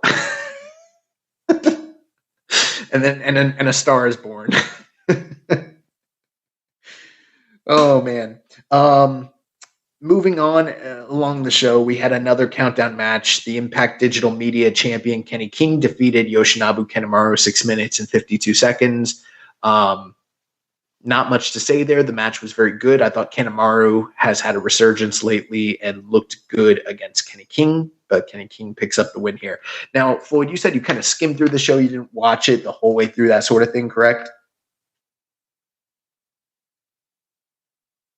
Yeah, I did skim through this one. I was going to say, I'm going to be kind of useless as far as deep thoughts on the show, because I made sure I got the results and all that kind of stuff, but as far as deep thoughts on the work of the match, I'm not going to really have. That's fine. We won't do a deep dive. Jumping into the actual show, there was a scramble match to start the show off. Chris Sabin defeated Bushi, Frankie Kazarian, and El Desperado, as well as Kevin Knight, Mao, Rich Swann, and Yo. So as opposed to the previous night's scramble match, this one had a few more bodies, but I think a lot of these guys are more used to working a similar style as opposed to the 5-man from the night before. They kept it short still at 8 minutes and 6 seconds. And I think the big story here is that they told us on commentary that whoever won this match would be looking for either an X Division or IWGP Junior Championship title shot. Chris Sabin picks up the win here, and he is the former X Division champion. He was screwed out of his title by a recently turned heel Lio Rush. So looks like he's in line for the next X Division shot to, regain his title from Lio Rush, who screwed him essentially. And then aside from that too, one thing that's interesting here, and, Floyd, you can kind of speak to this. At this point in the show, we're 3 matches in, and Impact's won all 3 of those matches. And as we continue on, you're going to see that sort of being a trend throughout the night, and sort of surprised to see the larger company New Japan give this many wins to the smaller company at Impact. Now, we see this sort of thing play out from time to time with like AEW, which makes sense because AEW is the A side in a lot of those, negotiations. But I was surprised to see Impact picking up the wins against New Japan here. Dude, I thought I came out with so much more respect for New Japan in this situation. It was just like, no one does this. No one does this. Like when they were doing New Japan and ROH shows, I think every show ultimately ended up even, right? Pretty much, yeah. Dude, and it was like they got mopped, and it was like, this has to be a story going forward. Tanahashi or Okada or somebody has to get pissed off, and This has to be part of the story. Don't waste this. This was great. Don't waste it. Yeah, I mean, I knew Tanahashi wasn't going to win the world title at the end of the night, so I assumed that meant New Japan would be picking up a lot more of the wins throughout the evening. And we see that that's kind of how they treat their partners over in Japan. You look at some of the Noah shows that they've done, and they kind of just, big brother them and treat them like little homie. But, it was kind of interesting that Impact picked up a lot more of the wins on this evening. So the next match of the night, Eddie Edwards and Moose, they defeated TMDK, Shane Haste, and Zack Sabre Jr. Moose picked up the win against Shane Haste, and this was one where I absolutely thought that with Zack being on the opposite side, that TMDK could easily pick up the win here. But, again, Impact picks another win up. Match is pretty good. I was wondering if either Edwards or Moose beat Zack, could there be an avenue for one of them to challenge for the TV title? But they beat Shane Haste, so I don't think we're going that way. Following that, we had the NJPW Strong Women's Championship title 4-way match where Julia defended her title against Deonna Purrazzo. I had to watch this match in full because I felt like if I didn't, what is it, the giant guys from O&R, James would attack me. Because, you got to give Stardom people their time, or Dr. Joshi will find you and haunt you in your sleep. So I did watch this match. I don't think James watched this match, but we'll see. But Julia did successfully defend her title against Deonna Purrazzo, Giselle Shaw, and Momo Kogo, 12 minutes, 22 seconds. I thought the match was pretty good. This was the most lively the crowd was, in my opinion, all night up to this point on the show. They were really into Julia. They were really, amped to see her and to see her perform on this night. I like that her finish is the snowplow. I was like, that's pretty cool. I think because it originates from Akira Hokuto, and it's the Northern Lights bomb. But yeah, it's the same move as Al Snow's snowplow. Yeah, I was gonna say she's Julia's a Al Snow fan. That's how I'm writing it. You never know though. That might be true. I mean, Al Snow, he did a lot of work in Japan that people are not aware of. So you just never know. Yeah, no. I thought the match was really good. I've been a Deonna fan forever because I love her technical style. There was this moment where Giselle had one of them in a submission, and Deonna had the other one. Like I said, I'm not super on the details. Then they started, while they had them in submission, beating the shit out of each other. I love that spot. I just thought that was so cool. The funny thing is, after the match was over, Momo Kogo, who's part of Stars in Stardom, she which is I guess a babyface faction. She kind of tried to attack Julia out of frustration, but then it backfired. Julia just kind of sunned her. That was kind of weird. Yeah, I love that you tried to sneak attack someone and then they just beat the crap out of you. That doesn't happen a lot. When a sneak attack happens, it usually works. So the fact that she's like, no, I'm not having this. You're not ready for this. Now the next match of the night.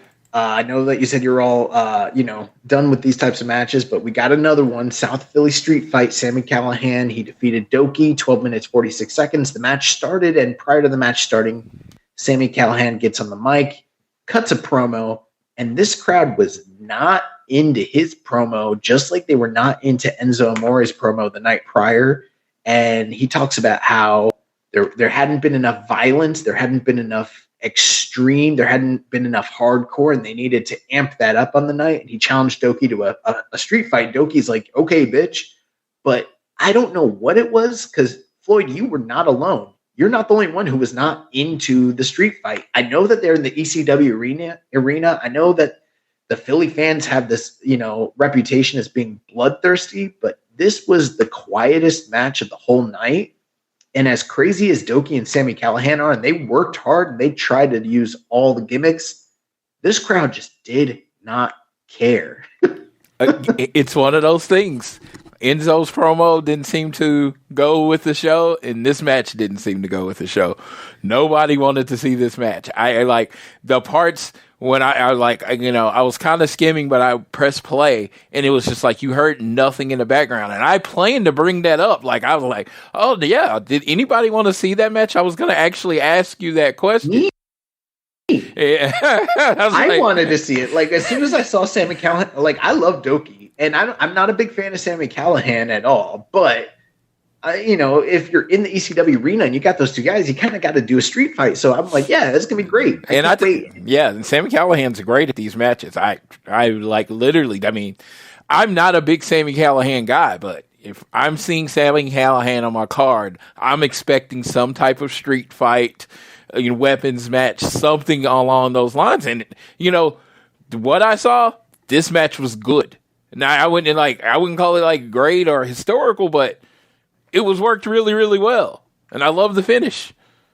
Well, ultimately, Sami Callihan picks up the win. He does the Cactus Jack 97 pile driver through a stack of chairs to defeat Doki, 12 minutes, 46 seconds, bringing Impact to basically 5-1 on the evening. And that's only if you consider Julia a representative of New Japan, because technically she's from Stardom. So, I mean, that takes us to the next match of the evening, junior tag team action, as the team of Catch 2-2, Francesco Akira and TJP, they defeated the TMDK team of Kosei Fujita and Robbie Eagles, 11 minutes, 32 seconds. And this was interesting because this was the first true New Japan victory of the evening, but they were both New Japan tag teams. Yes. I noticed that too. And I was like, oh, yeah. So this doesn't count. And I do like the that move where they did the running knees and just smashed in their head. I was like, dude, that's an effective move. That's gonna hurt somebody. I dig it. I like them as a tag team because I jump in on the big shows with New Japan, and generally they're in the junior tag team match or they're the junior tag team champions. So I've actually seen them probably more than most teams on this group, and I really enjoyed them. Again, on this one, I just skipped to the beginning of the match and actually watched it all the way through. And yeah, I admit, TJP as a junior tag team wrestler just has a whole different vibe. Because I liked him, when he was in the 205 tournament, but I never felt like he got that energy back. And it felt like he's that TJP again when he's tagging with Akira. Yeah, the Catch 2-2 has been fantastic. I was also glad, Kosei Fujita, he just recently graduated. He's on his way to excursion in Australia, being accompanied by stablemate Robbie Eagles. And yeah, I thought they had a really great outing here. It was cool to learn Fujita's Australian. He's not Australian. Even though Matt Raywall might want everyone to think he's Australian. If you're in TMDK, you're Australian, okay? And there's a queen apparently in Australia too. I was like, he messed up so much. It was just like nothing you're saying is true. So Catch 2 picks up the win. That brings us to the next match of the night. We had 12-man tag team action as Team Bullet Club took on Team International. We had the team of Josh Alexander in his first match since being out from injury. He's returning from injury, teaming with PCO, the DKC, Tama Tonga, Tangaloa, and El Phantasmo of the Guerrillas of Destiny. And they took on the Bullet Club, Ace Austin, Alex Coughlin, Chris Bay, Clark Connors, David Finlay, and Kenta. And the Bullet Club team picked up the victory here, 14 minutes and 9 seconds. And the real interesting thing here is, last year at the Best of the Super Juniors, Ace Austin and Chris Bay turned heel, joined the Bullet Club. That was under the guise of Jay White when that took place. And since then, there's been a whole entire transition and changeover in the Bullet Club and splinter groups and all sorts of different things that have taken place. And now in New Japan, the leader of the Bullet Club / Bullet Club War Dogs is David Finlay. And we haven't seen any connection or interaction between the Impact branch of the Bullet Club, meaning Chris Bay and Ace Austin. And it's really been kind of, questionable. Are they even still part of the Bullet Club? Well, apparently all's good on that front. So they teamed up together They worked together. They picked up the victory here in what was a really crazy, really wild, and really fun matchup. Yeah, I just like to state, as a representative of ATE, that there's only one Bullet Club, and that's the gold one. Bang, bang, bang up. No, but I've always, Chris Bay and Ace Austin, love both of them. But this War Dogs group is like, and like, haven't been an every show watcher in New Japan in a long time just because there's so much wrestling. They kind of make me want to come back. They're like if Bullet Club and Suzuki Gun had a baby. Bro, that's a good analogy. I've never thought of that, but I'm really into Bullet Club War Dogs, and that's probably why. Yeah, and they're just like, they hate everybody. They want to fight everybody. They fight each other. They don't care. And I dig that. They're just in this 6-on-6 multi-man match, which is just kind of just supposed to be. I just like the attitude with how they wrestle. Clark Connor, I got a little bit the night before. David Finlay, who I thought was a jag. Honestly, jag. I had stamped him jag and didn't care about anything he did. Dude comes off like a serious badass right now. Like, maybe, just maybe he could, be like one of your top guys. But I definitely buy him as a formidable heel. This group, like, they just stick off. It's just like these random angry white guys, and it works. It works, and I don't know why it works. I could not put my hand on it. It's just like, these are dudes you don't want to see in the bar. They're going to beat you up and not even think about it. I loved the interactions between Coughlin and PCO, the chop battle they had, Coughlin throwing PCO around, seeing PCO still doing the crazy dives and moonsaults is just so nuts. Yes. But ultimately, David Finlay was able to secure victory over the DKC with a massive power bomb of the 1-2-3. We had a question here from MJ Does PR. He says, thoughts on how David Finlay came off to the Philly crowd. Do you think he would get over with an AEW crowd? So I guess the first part is, how did you think the Philadelphia crowd responded to him? They treated him like he was I felt like, and booed him like he was a true, like, heel, top guy heel. Not like I'm not even, there's only so many Don Callises and MJFs and all that stuff in the world. But they respected him like he was a dick, he's a dick. And it was great. It was like, it wasn't that, like I said, the night before, you saw when people like hated you versus when they don't, they hated you in a wrestling way. Yeah, I'm only questioning this because he's asking this question. And I'm supposing that maybe it's being asked because he didn't get a great reception. I'm not sure, but I wasn't really paying any special attention to see how he was received, and it didn't seem quiet or anything like that. To me, just from what I saw, and again, I didn't take special note, I thought that overall the entire group, the Bullet Club, got a pretty good ovation, a lot of heel boos, that sort of thing. If there was any sort of negative apathy or reaction to David Finlay, I didn't notice it whatsoever.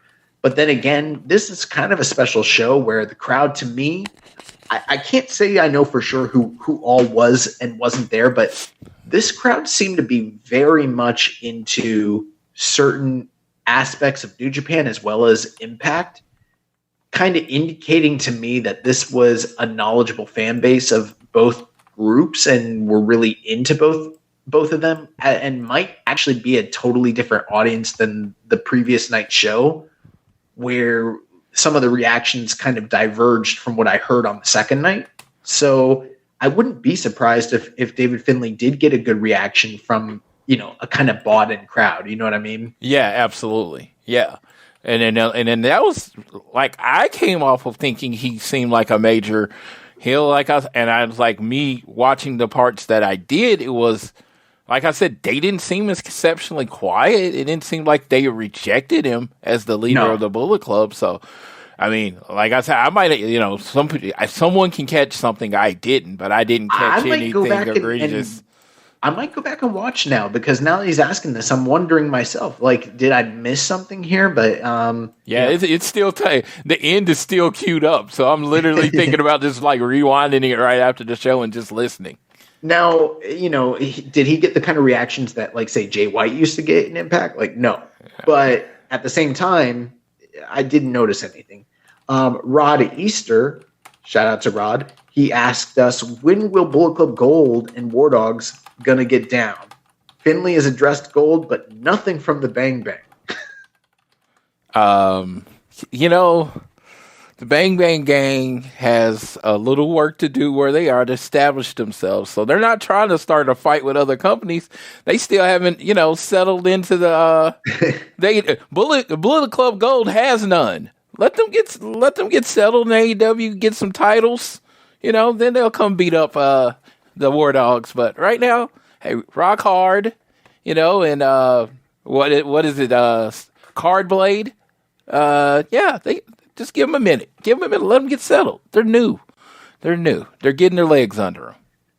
So the semi-main event of the evening, we had tag team action as Leo Rush and Trey Miguel of the Rascals defeated the team of Hiromu Takahashi and Speedball Mike Bailey. 14 minutes and 28 seconds. A very good outing.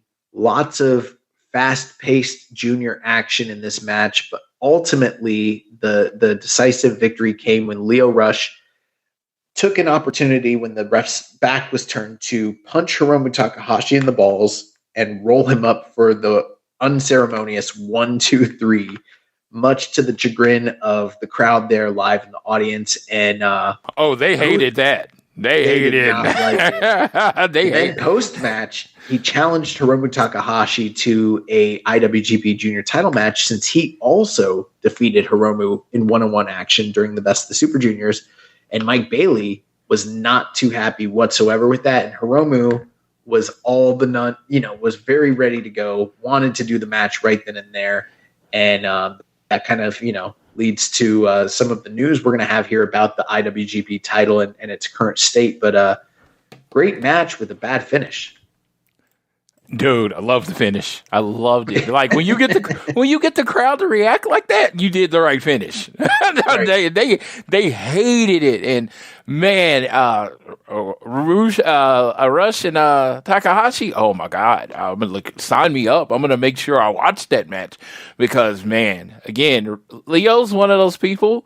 His outside stuff kind of distracts you from how amazing he is, and then when you see how amazing it is and you remember the outside stuff, it makes you kind of sad because it's like, dude, if those two worlds could, when he's on and when he's dialed in, he's one of the best, and him and Takahashi are going to push each other to another level, and I'm looking forward to it. And dude, yeah, that shot and how he held it. He kind of held it for a second and then pulled him up. Oh, God. That dude played that. That was some ELP-ism right there. Yeah, he played it so well. And the crowd just like, hey, yeah. Yeah, this was my match of the night. I probably went about 4 stars here. I thought it was a really great match, including the finish. And I was not expecting Leo Rush to pin Hiromu on that evening. And Leo Rush is the current reigning X Division champion, so he's looking to become, double crowned. So then that takes us to the main event as the Impact World Champion Alex Shelley successfully defended his title against his senpai, Hiroshi Tanahashi, 18 minutes and 52 seconds to end the show. And, I thought this match was pretty good. They had a great video package. They did an awesome presentation. But ultimately, I think Tanahashi was probably hurting quite a bit from just coming recently off of the G1 Climax tour. Kind of worked his ass off during that, and he was looking to me, again, very rough in this match. But one thing that they did that was smart was Tanahashi worked the leg of Alex Shelley, just like he's prone to do, and Alex sold it in a way to where he seemed to be compromised in his movement and kind of slowed his pace down to Tanahashi so that Tanahashi could kind of keep up with him. So a little bit of a more measured pace for this style of match, but the crowd was really into both guys. They were really into the matchup. They had a lot of great exchanges. Tanahashi at one point went for the high fly flow, and Alex Shelley rolled out of the way. And Tanahashi just crashed to the mat like a sack of bricks. There was a point where Tanahashi put on the cloverleaf, and he was having so much mobility issues, he couldn't even stand up and keep it held on, which was kind of sad. And Alex Shelley ended up picking up the victory with a shell shock. There was also a point where he used a V-trigger and a Rainmaker in the middle of the match, a little bit of a kind of storytelling callbacks to Tanahashi's former foes and Kenny Omega and Kazuchika Okada. But a great match, and Alex Shelley establishes himself as kind of surpassing his teacher. And let me tell you, Tanahashi is the perfect legend, right? You can put him on any of these shows, put him in a title match, give him, put him in a title match. He's a name. He can lose. It literally doesn't affect him. Just does it. He's Tanahashi. He's still Tanahashi. Yeah. He's still the ace. When he comes out on that next match after he's lost 20 matches in a row, go ace, and everybody's going to go fucking nuts. And it's just like, yeah, he lost this match, but you still got a Tanahashi match. It was still good because the dude doesn't do lower than good, Yeah. It's like when you look at him and you talk about his matches, it's like, is it good, great, or is he old Tanahashi? That kind of thing. Those are the levels. He's going to put on a good match no matter what, and he doesn't have to win. So he's the perfect person to put up against the other company's champion to take an L. And Tanahashi, put him in another main event next week, and he's fine. There is never a point where people don't believe in Tanahashi because he's Tanahashi at this point. Well, I thought that this was a great accomplishment for Alex Shelley, and the crowd was really behind him. Rod Easter did ask us a question. He said, why the ace didn't come to America with his front chiclets? Did he not have his teeth in again? I did notice. I did not notice that either. Even when I saw the pin, saw the after match, never saw that his teeth were gone. Maybe they were out. I don't know. But that pretty much wraps up. That's our review. One last thing I did want to point out, and that I didn't like about this, was they announced these two shows back to back, and I'm sitting here thinking, like in the past, when New Japan has a 2-night pay-per-view event that you can go to Fight or New Japan World, however you want to do it, and pay one fee for a consolidated double package price. And then it turned out the All-Star Junior Festival was only featured on New Japan World, but the IMPACT New Japan pay-per-view was only featured on Fight. And you had to pay essentially, let's just say about $25 for each of them. So, I guess $50 across the board, which is, a little less than probably what you pay for like an AEW pay-per-view. But as cool as these shows were, as enjoyable as they were, I don't know if two $25 fees was warranted here, or if I feel like that was good business practice. I don't know.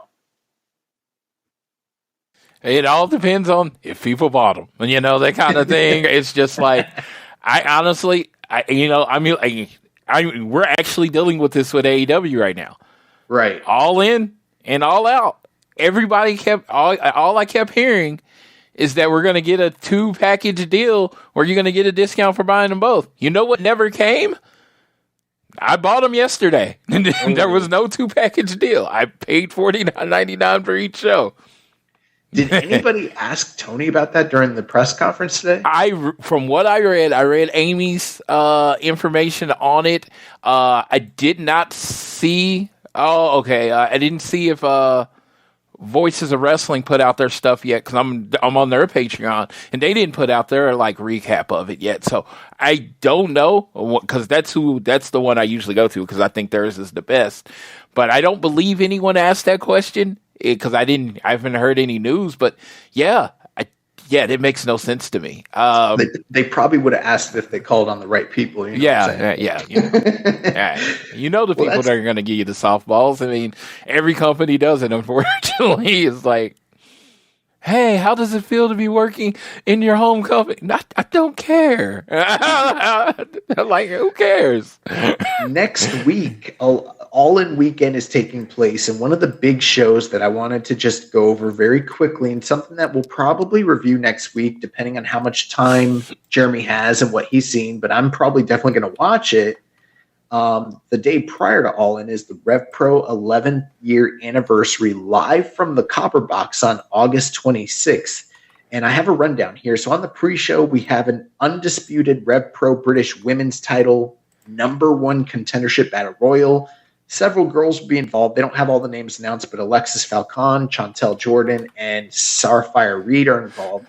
On the main show, you've got Connor Mills, the Rev Pro undisputed British Cruiserweight champion, defending against Shaw Samuels, Wild Boar, Robbie X, Jordan Breaks, and Callum Newman. Following that, JJ Gale will take on Kosei Fujita of TMDK. The Drilla, Dan Maloney of the Bull Club, will take on Leon Slater. Fourth match of the night, the Rev Pro undisputed British women's champion Alex Windsor will defend against Mickey James and Hyon. Fifth match of the night, the Bull Club and War Dogs, David Finley and Gabe Kidd, along with Gato, will take on El Phantasmo and Katsuyori Shibata. Sixth match of the night, Subculture team of Flash Morgan Webster and Mark Andrews, the current Rev Pro undisputed British tag team champions, defend those titles against the Velocities, Jude London and Paris De Silva of Australia. Seventh match of the night, Tomohiro Ishii will take on Luke Jacobs. Eighth match of the night, Zack Sabre Jr. takes on Ricky Knight Jr. In the semi-main event, Shingo Takagi will take on Will Ospreay. And then in your main event, you have the champion of Rev Pro, the undisputed British champion, Michael Oku, defending his title against Trent Seven.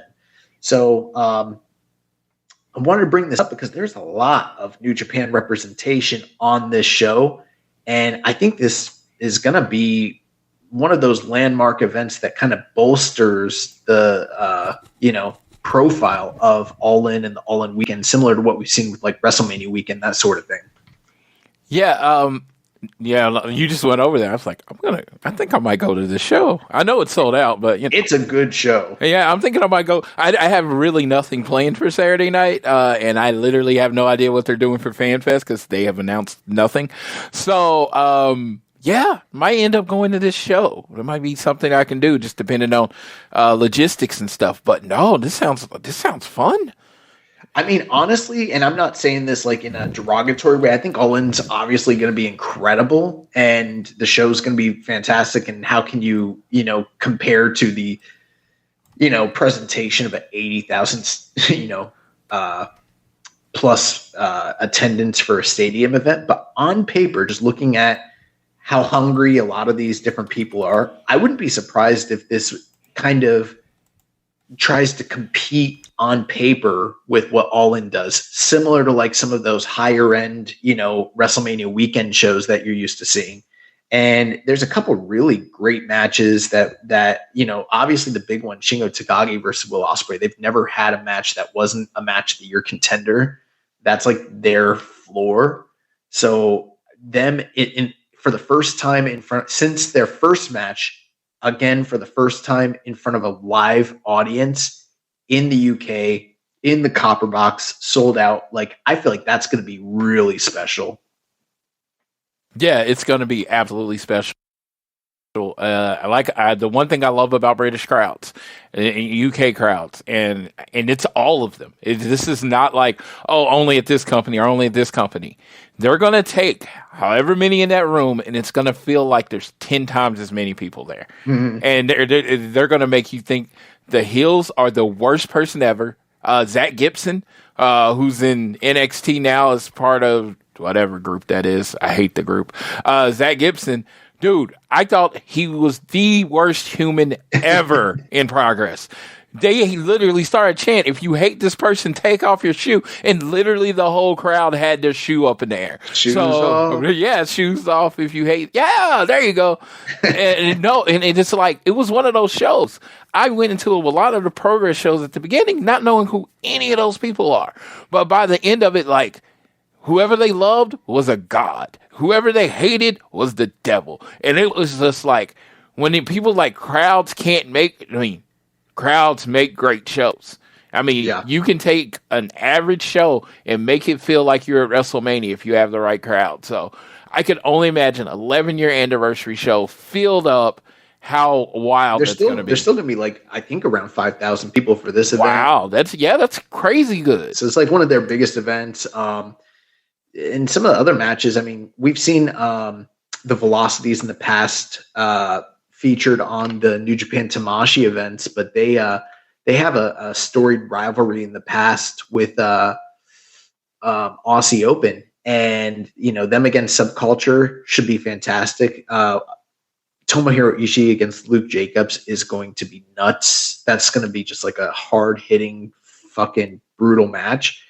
And then the last one I'd like to point out before we move on, El Phantasmo teaming up with Katsuri Shibata to take on David Finlay and Gabe Kidd. There's a lot of story elements kind of tied up there because you got Shibata, who is the trainer of Gabe Kidd, but Gabe Kidd, is now aligned with the War Dogs and has this I don't give a fuck attitude.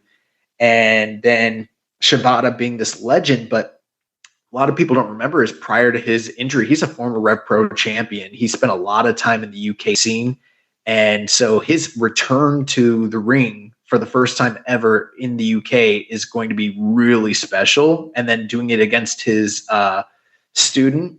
And then ELP is also interesting because a lot of people don't remember, like, Rev Pro is where he kind of got his first big break before he jumped to New Japan.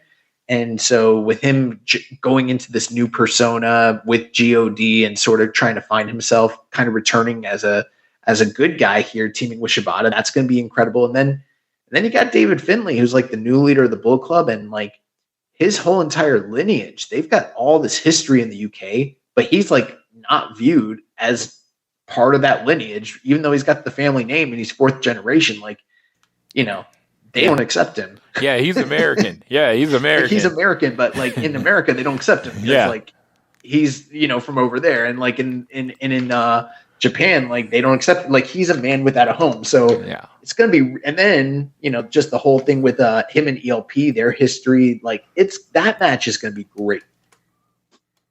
Yeah, absolutely. Shibata is one of those people. When I first watched New Japan, and I watched before his injury, he was one of the people I immediately, drew me in. Was like, okay, I know wrestling is this, but this dude makes me think wrestling is something else. And he just has a badass aura that you can't match. So anytime he's on the card, it's just, it takes me back to that first time seeing New Japan, and it was just like, in awe of what I was watching because I had never seen anything like it. So anytime he's on the card, anytime he's in a match, it's special to me. So this is going to be awesome.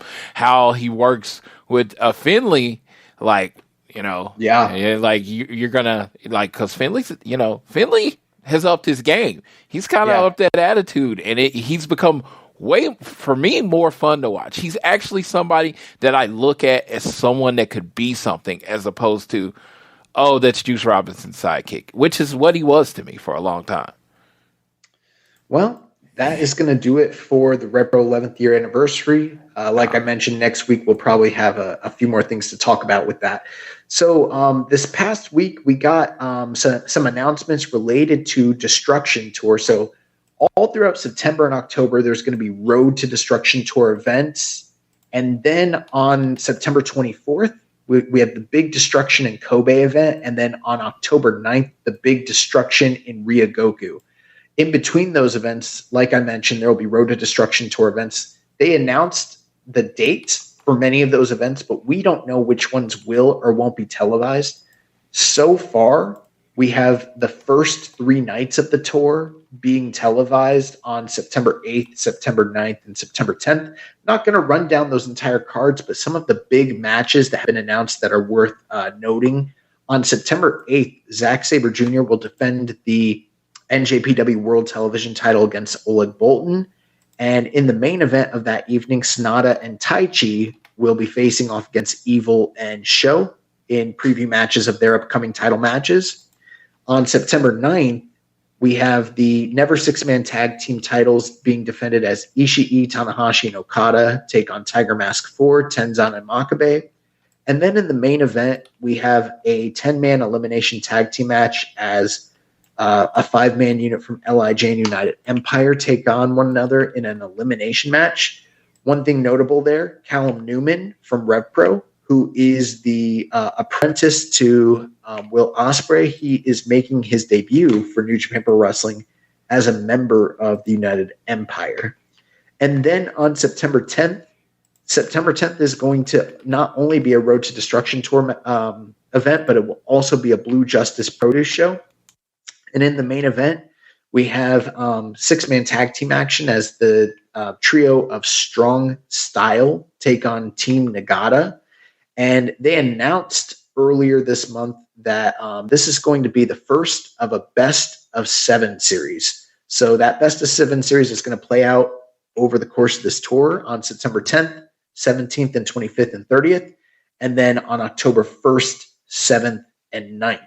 And October 9th is the big destruction in Ryogoku. So we'll be seeing Strong Style take on Team Nagata if it goes all 7, which I'm sure it will, on that final event in Destruction in Ryogoku.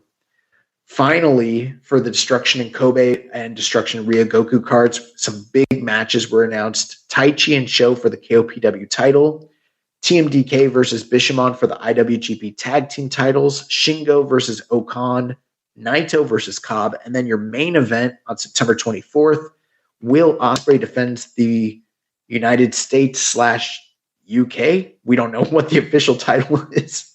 He'll be defending that title against Yota Tsuji on September 24th. And then on October 9th, most of that event has been announced. We have Tangaloa taking on Chase Owens, the Bull Club War Dogs, Connors and Maloney taking on the Intergalactic Jet Setters, Kushida and Kevin Knight. The Bull Club War Dogs, Kid and Coughlin taking on the GOD tag team of ELP and Hikuleo for the Strong Tag Team titles. And then a big announced match, Hiromu Takahashi will be defending the IWGP Junior title against Leo Rush and Speedball Mike Bailey in a triple threat match. David Finlay will take on Tama Tonga to defend the Never Openweight title. And then your main event, Sonata versus Evil for the IWGP World title. And we did have a question from Death Triangle 720. He says, what do you think about the Destruction Tour cards announced thus far? I can say I like them, especially the triple threat. Leo Rush, Speedball, and Takahashi are gonna, they're gonna tear it down. And if, let's say, you want to go with Leo Rush, oh my God, people would hate that so much. Oh man, I kind of like this. Sometimes I like to watch the world burn, so kind of want Leo Rush to win. But no, the elimination match between what probably I would have said before you had me watch these shows this weekend was my favorite faction in New Japan, United Empire. I think that'll be fun. That was one thing I used to not care about, the elimination matches. Listening to your show and you just kind of told me how the stories go in it, you had to kind of explain it to me. And I kind of learned to find something enjoyable about the elimination matches. But I did have one question. Yeah, I've always heard this term, and I've always wanted to ask you about it, but I always forget. Produce shows. What is that? So a produce show would be like what the All-Star Junior Festival is. It's basically like an independent show produced by an individual or an independent group. Okay. So like, for instance, like, remember when Kenny Omega did the first CEO show? Yes.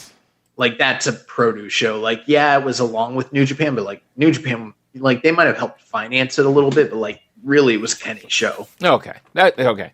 I mean, and honestly, context probably could have figured that out, but I didn't know how many other people might have had that question and didn't ask. No, that's a great question, because we use a lot of insider terms, and I don't ever know if the people listening like understand or not. Yeah, and I'm just like, I've heard that term so many times. I've probably used it incorrectly even more than that, but I wanted to know officially what it meant. One other thing too, and I didn't specify here, Team Nagata, that's going to be a trio of Yuji Nagata, Shota Umino, and Master Wato. And the Strong Style trio is Ren Narita, El Desperado, and Minoru Suzuki. And they'll be fighting one another all tour in a best of 7 series, which is very interesting because New Japan doesn't do a lot of best of 7 series. I can't even recall one off the top of my head. So that's going to be interesting. I can't say that I'm super excited for everything that's on the tour. I'm kind of just waiting to get past Destruction so we can move into, like, as crazy as it sounds, like tag season and move into a Wrestle Kingdom season. I'm kind of ready for that, but there's some really good stuff here. I'm interested in Ole Bolton versus Zack Sabre. I think that's going to be really, like, interesting, if not good. Like you, I think that Hiromu, Mike Bailey, and Leo Rush is going to deliver in October. That's going to be great. But, you know, a lot of these tag team matches, I don't know if I'm, like, super excited about the programs. I'm not excited at all for Sonata and Evil. And I think I've seen enough of Finlay and Tama Tonga to last me a lifetime. But we'll have a lot more to say about that when Jeremy gets back to the show. And, you know, I'm sure we'll be doing a lot of reviews and previews for those events. Yeah, absolutely. I'm looking forward to them. Let's jump into the news here. So one of the big news items, and I don't have all the details, but Takaki Kadani had statements in Log My Finance this past week relating to New Japan as well as Bushiroad and their standing in the wrestling world. One of the big things to note, recently there was a financial report that came out for Bushiroad. Most of the negative, now there were financial reports related to both Stardom as well as New Japan, and their earnings were good, but they were below what they had been earning prior to the pandemic. So it's seeming like they haven't fully bounced back financially from where they were pre-pandemic. But Bushiroad stock dropped 35% in just 2 days very recently, as well as the yen. If you've noticed, if you pay for New Japan World, you'll notice that your $9.99 yen is only like $7.28 or something crazy like that. Yes. And right now the yen has softened against the US dollar, and Bushiroad, their mobile game division, is not doing well. And that's what the majority of the stock drop has come from. Along with all this, Kadani mentioned how right now he admitted in an official interview that they are no longer really the number 2 company in the world right now, that pretty much their Western expansion was kind of hurt in a lot of ways by AEW's rise and kind of put the kaput on them actually, you know, gaining a foothold in the West. And he says that they're exploring and considering options to expand in other parts of Asia moving forward. Wow. That's yeah. Tony Khan ruining everything. Yeah. Well, you know, it's not all him. There's a lot of things at play, but, you know, there are rumors right now that a lot of the Westerners whose contracts might be coming up on January 4th might not be returning. And, you know, one of the reasons for that is because you have to pay a certain amount for Western wrestlers, but the yen has dropped in price, so it's costing you more to pay and fulfill the contracts of some of those guys. Yeah. So that's why Jericho left Mexico. The peso took a really big hit. I remember that in his book. Yep, same thing happened there. So it'll be interesting to see how it plays out, but we'll keep our eye on that. New Japan. I'm always still doing my part because I've still, to this day, never gotten rid of my New Japan subscription. It's still there. I don't watch it enough to probably justify the amount every month, but it's still there. New Japan Tamashii returns in Sydney September 15th at the Crowbar in Sydney. So if you live in Australia, you want to attend that event, that's coming up.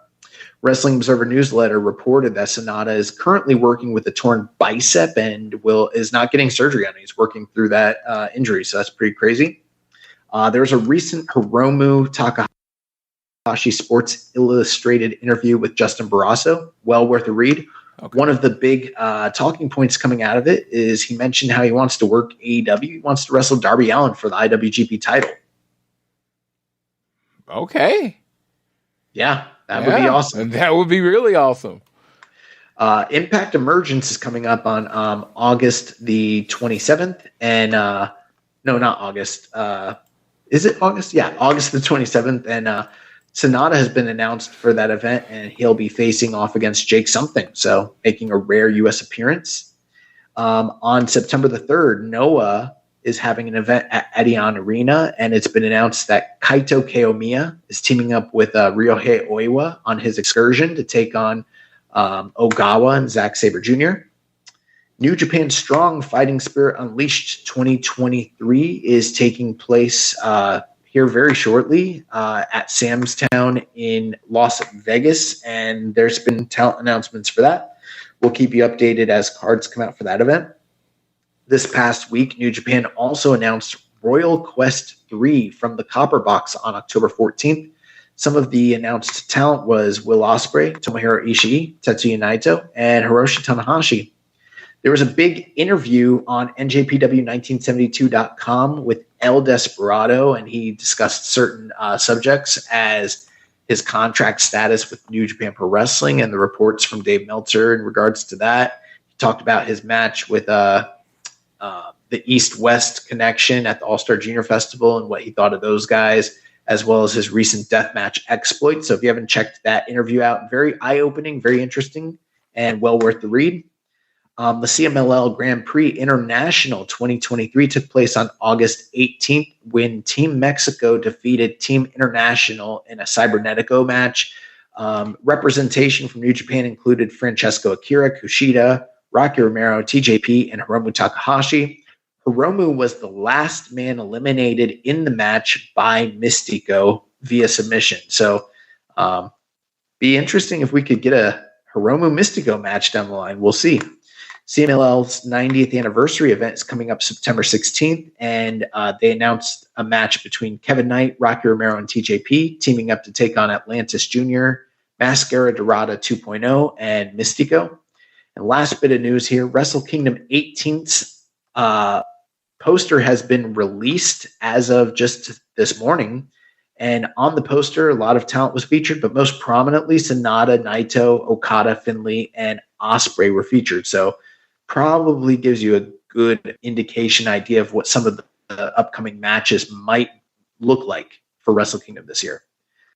Last bit here, we got a couple questions, then we'll go to recommended matches, and we'll be done for the evening. So a couple questions here, Floyd. MJ Does PR asked, thoughts on the excursion destination for Senior Young Lions? Ryohei Oiwa is heading to Noah, and Kosei Fujita is heading to Australia. Yeah, Vegeta is Australian, so that makes perfect sense. And heading to Noah, Noah, a lot of people don't watch as much anymore. So if you want to get somewhere and you want to learn and get better, and if you need to suck a little bit, have a place where you can suck and no one will see. That's a place to go. I think that this is a good move on New Japan's part in some regards, because I do think there is a little bit of that element. I don't know if I would agree. I don't know if I'd agree that that's why they're sending Oiwa to Noah. But, for Fujita, there is less of a viewership in the Australian independent scene. So there is a little bit of a feeling that he is somewhat tucked away over there. And maybe that will draw Western eyes to want to check out some of those independent companies that he's working for. But if not, it does give him a chance to grow and learn over in that area. And then, with Oiwa, him working Noah is very interesting, because these are two different avenues that haven't really been exploited or explored too much when it comes to the excursion situation. Typically we see them sending people to like Rev Pro or CMLL, or even like the independents in North America, or even Impact. And this is kind of a different route, and I think it's going to give different life experiences and lessons to these guys. So I think it's a good idea, and I'd like for them to kind of do more of this. Less Commission 7252 says, what year did you guys enjoy from New Japan, from 2017 to 2019? Or is there another year when you guys felt like New Japan was at its peak? 2017 through 2019, pretty much until AEW. Until AEW came along, I was literally a every show watcher. I was listening to 2 New Japan podcasts at that time. They were my preferred brand until AEW. So 2017, 2019, if we're doing trivia, that's where I'm going to live, because I lived it then. I watched 2 complete G1s. So, those were my years. Yeah, I think that's a golden era for the company for sure. But I mean, it's hard for me because I love New Japan. So, it's hard for me to say. I don't know if I have ever tried to catalog the company and put it in the context of this era was better than this other era. I can tell, what I'm better at? I can tell you if you asked me, like, let's say if you were to be like, what did you like in 1983 about New Japan? I can tell you what was really good at that time. Or even like, you could ask me what was good in the Dark Ages, and I could tell you the matches and the programs that I liked. But it's not, I'm not sitting here thinking that there's a particular pinnacle or zenith to the company. They've had a lot of ebbs and flows.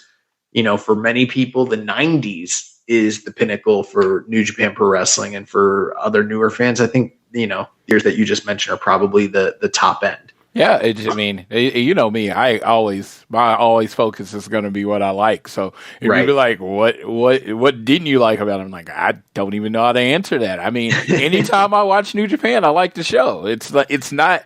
I didn't go away from New Japan because it got worse. Went away through New Japan because my favorite group of people started their own company, and I just went into supporting them. It had nothing to do with New Japan. I mean, if you lie detector test, you holding gun to my head, they're the best in-ring product in the world. And then last couple questions here, MMA centric. Floyd, you're not so much a mixed martial arts guy, I don't think, right? Yeah, see, that is from JR is super hardcore into it, so I hear more about MMA on a daily basis than probably the novice knows. So I know names, like I know about the O'Malley fight this weekend or whatever, how that ended or whatever. But in general, no, not a huge MMA fan. Well, I was there for the greatest knockout in MMA history when Leon Edwards won. I was there. The only MMA fight I ever went to was that. That's how I knew you weren't so much like a MMA guy, because I remember talking to you and I was like, oh yeah, I think I told you that night. I was like, I wouldn't be totally surprised if Edwards won, and then he did, even though I was still shocked by it. It was just crazy because I was messaging JR. I was like, oh my God, this is so boring. And then I'm rolling my eyes up. I'm like, oh, okay. So this dude's about to just, because it didn't even look like Edwards was trying. And then I was like, oh, he's about to roll this guy up. They're going to announce the winner. I was like, I'm not even staying for the winner announcement. Let's get out. Oh God, what the hell? That's exactly how it happened. You can, like, Dave will tell you, I was literally bitching about how boring the show was. And then the dude caught a kick to the face. It was amazing. All-time moment. I said I'm never going to MMA again because I ended on a perfect moment. Oh my God. Hawaiian Punch BV says, what did you guys think of Sugar Sean's performance this past weekend? Do you think O'Malley's reign will be reminiscent of Bisping's reign, where they'll give him revenge fights and favorable matchups over the deserving challengers? Anything you want to talk about O'Malley's title win this past weekend? I saw how he knocked him out. He just caught him, that kind of thing. It was like, I don't, in the minute that I saw it, didn't look like he was like dominating the fight. He just looked like the guy got caught. So I could see them running the match back. And I heard this other guy, I don't remember his name, just basically say O'Malley sucks and he's going to beat him up. And I was like, dude, I was like, that's the whole thing about real fights.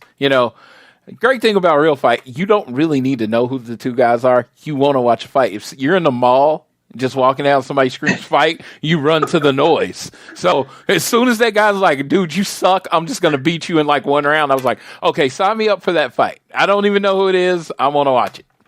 Oh my God. The funny thing here is I fully intended to watch this event, and then I got tired, man. And I went home and I went to bed. And I actually was anticipating for Aljo to win the fight. I talked with some of my buddies earlier in the day, and I was like, absolutely, Sean is a special fighter. Sean could hurt him. Sean could knock him out.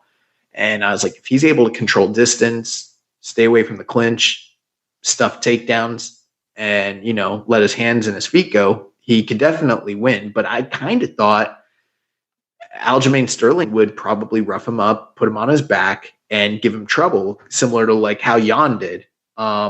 I didn't watch the fight. I still need to, but I did see the knockout. Beautiful just precision from Sugar Sean O'Malley. Did a great job keeping distance with the teep, and then having that spatial awareness. Aljamain Sterling, tried to land a big right hand, and he missed the mark. Suga, rolled and then saw that opening, hit him with the straight right, dropped him, continued to pound him out, got him out of there. 1, 2, 3, picks up the big victory. I think the thing with Sean is a couple things.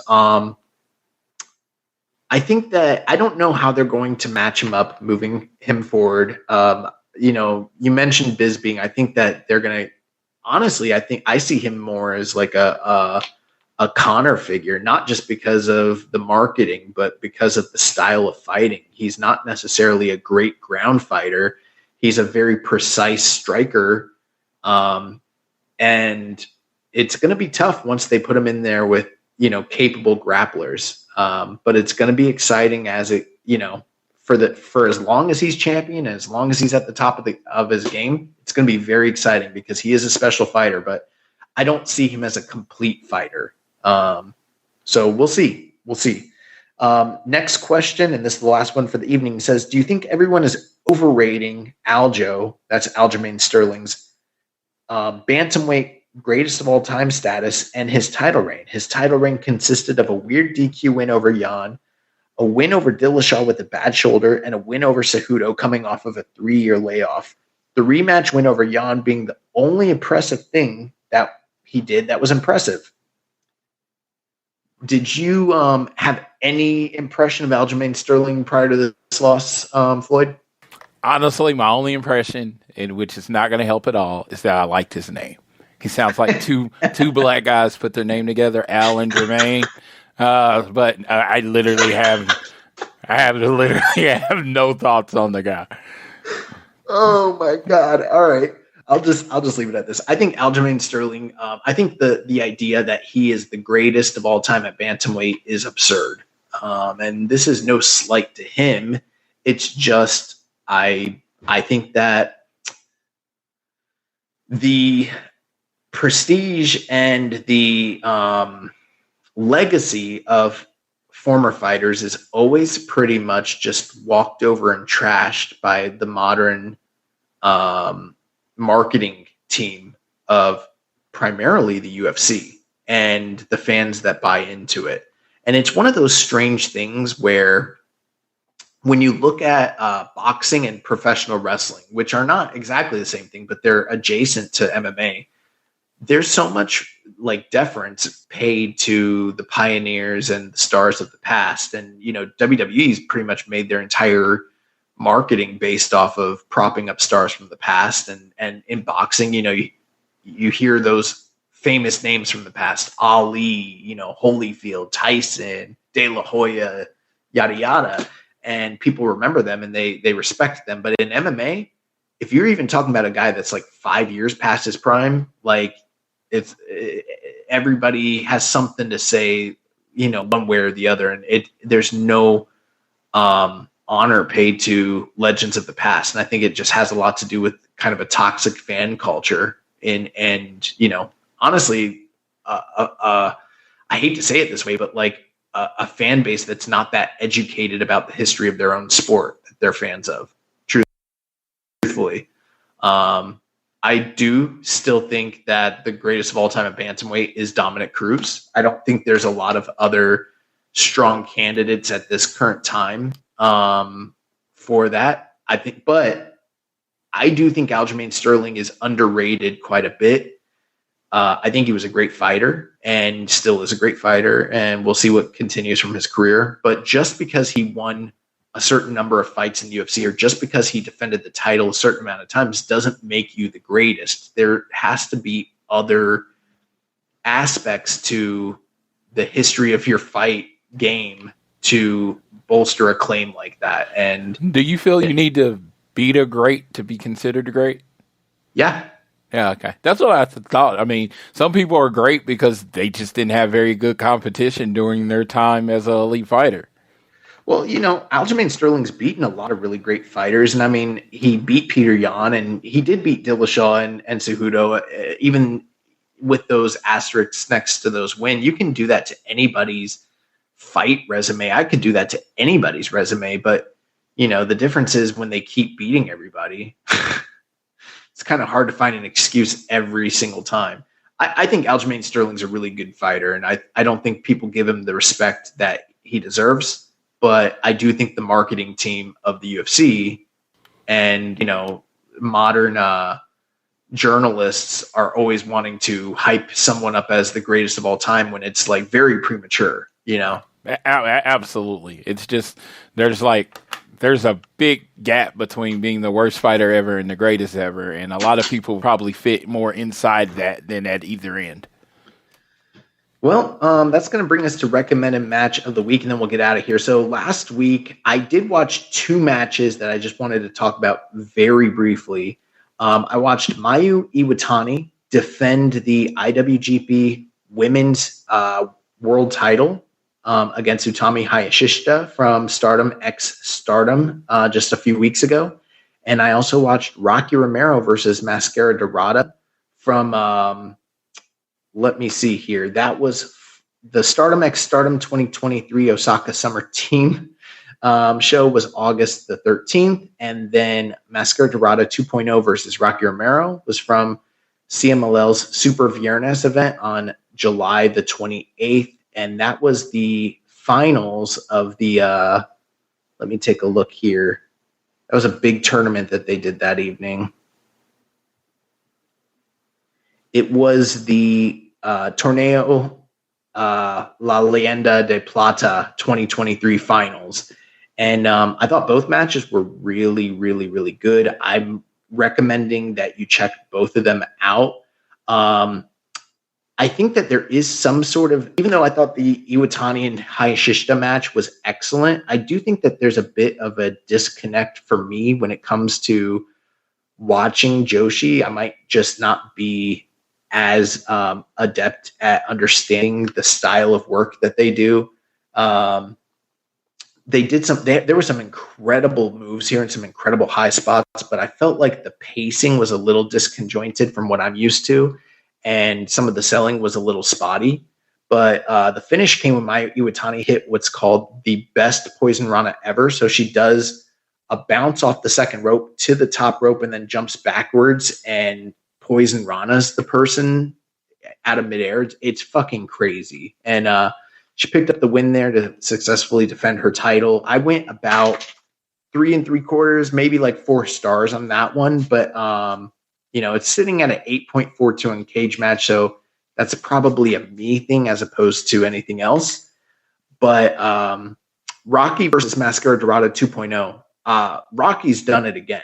They went out there and had another excursion match of the year contender. It's sitting at a 9.10 on Cage Match. Dave Meltzer gave it 4 3/4. I'm at about 4.5. And if you haven't seen this match, I highly recommend that you go out of your way and see Rocky Romero versus Mascara Dorada.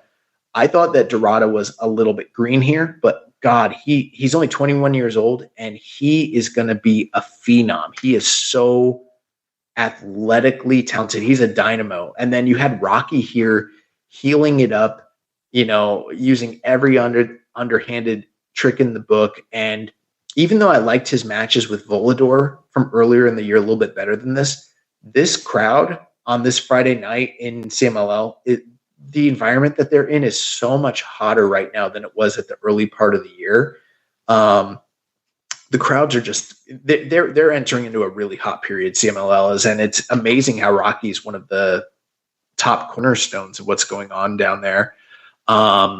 My favorite part of the match, Rocky towards the tail end, he put Dorada in the camel clutch. And if you don't know, that move was innovated by the Guerrero family. So it's like he's adding insult to injury by putting a masked luchador in the camel clutch in the middle of the ring in Arena Mexico, just healing it up. I thought that he was going to tap this guy out, but ultimately Mascara Dorada did pick up the win with a 450 splash off the rope. They took some hellacious bumps on the outside and on the guardrails and that hard ass ring. 20 minutes.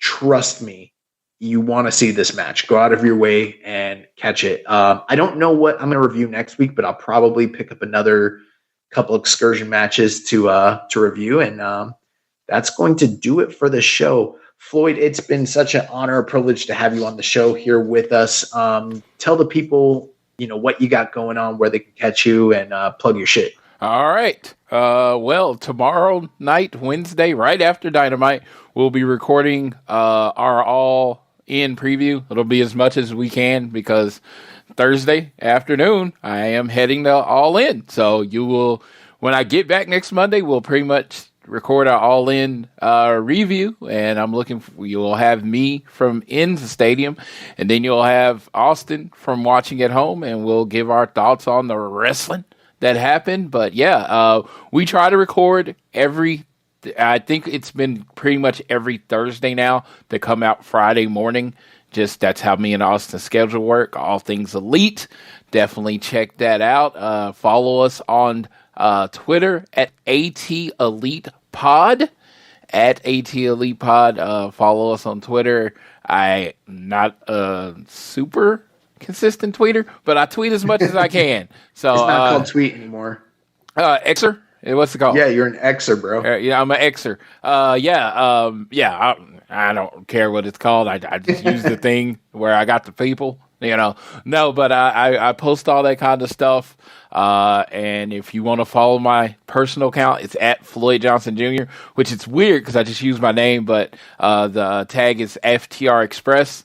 And that's kind of always, it's always, it started off as homage to FTR and Midnight Express, but then I think about how much I travel to see FTR. Basically, I am the FTR Express. You catch this bus to wherever FTR is going to be. So you can follow me there. It's actually, I'm going across the ocean to see them, so that should be fun. But yeah, we're Proclivity for Positivity. We focus on what we like. We don't really focus on what we don't like. But if we really don't like something, we will say it. Don't get me wrong. It's just, it is what it is. You heard me at the beginning of the show. I'm very being honest about the build of All In as someone that is going. I think it's going to be an amazing show. I don't think it's exciting. Other than there being 80,000 people there, I don't know what you've done to get people to spend $49.99 on the show. I really don't.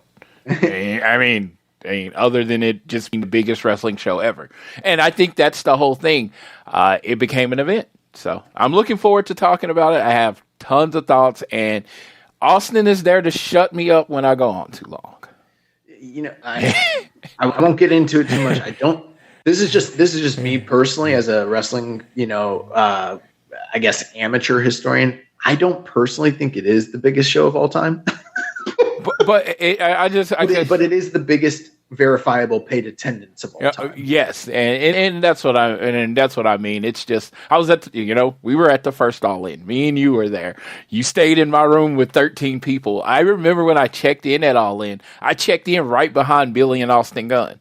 I didn't even know who Austin Gunn was, but he looked so much like Billy. I'm like, obviously that's his son. But we checked in. We checked into that. That's where we stayed in the same hotel as the Gunn family, and it was just like, it was one of the best weekends I've ever had in my life. And I don't know if any weekend will ever beat that. I'm leaving it open on this weekend. I think I'm still, and this is probably an off the air subject, but I think I'm one of those individuals that I'm pretty confident that WrestleMania 3 did around 88K. That's just, I'm in that camp. Yeah. But that's neither here nor there. I am very much looking forward to that event, and I can't wait to watch a massive wrestling show at noon. That's going to be really cool because then I'll still get to go out Saturday night. But thank you for being on the show here, Floyd. It's been an honor and privilege, and I can't wait to hear from you, your stories from attending the event. Next week, we'll be back with our historic 300th episode of Keepin' It Strong Style. Jeremy will be back from vacation and all in at Wembley. We have a special interview with Rocky Romero that's in the can, queued up for next week, and we'll be live on the air discussing all the latest in NJPW. If you've enjoyed today's show, please consider making a donation. Visit socialsuplex.com/donate. Click on the donate button under the Keepin' It Strong Style logo. Make sure to connect with us on social media. On Twitter, we are at KI Strong Style. On Facebook, we run the Wrestling Squared Circle Facebook group. On Instagram, we are at KI Strong Style. You can also follow us on Reddit. Jeremy is the Pro Black Guy. I am Keepin' It Strong Style. And you can also email us at jeremy@socialsuplex.com. Check out all our other shows on the Social Suplex Podcast Network, One Nation Radio with Rich Latta and James Boyd, All Things Elite with Floyd Johnson Jr. and Austin Sumwitz, and The Wrestling Disaster with Danny Kugler. Don't forget to subscribe and leave a rating and review. And we'll catch you next week on Keepin' It Strong Style, the ace of podcasts. Ichiba. Thank you for listening to Keepin' It Strong Style.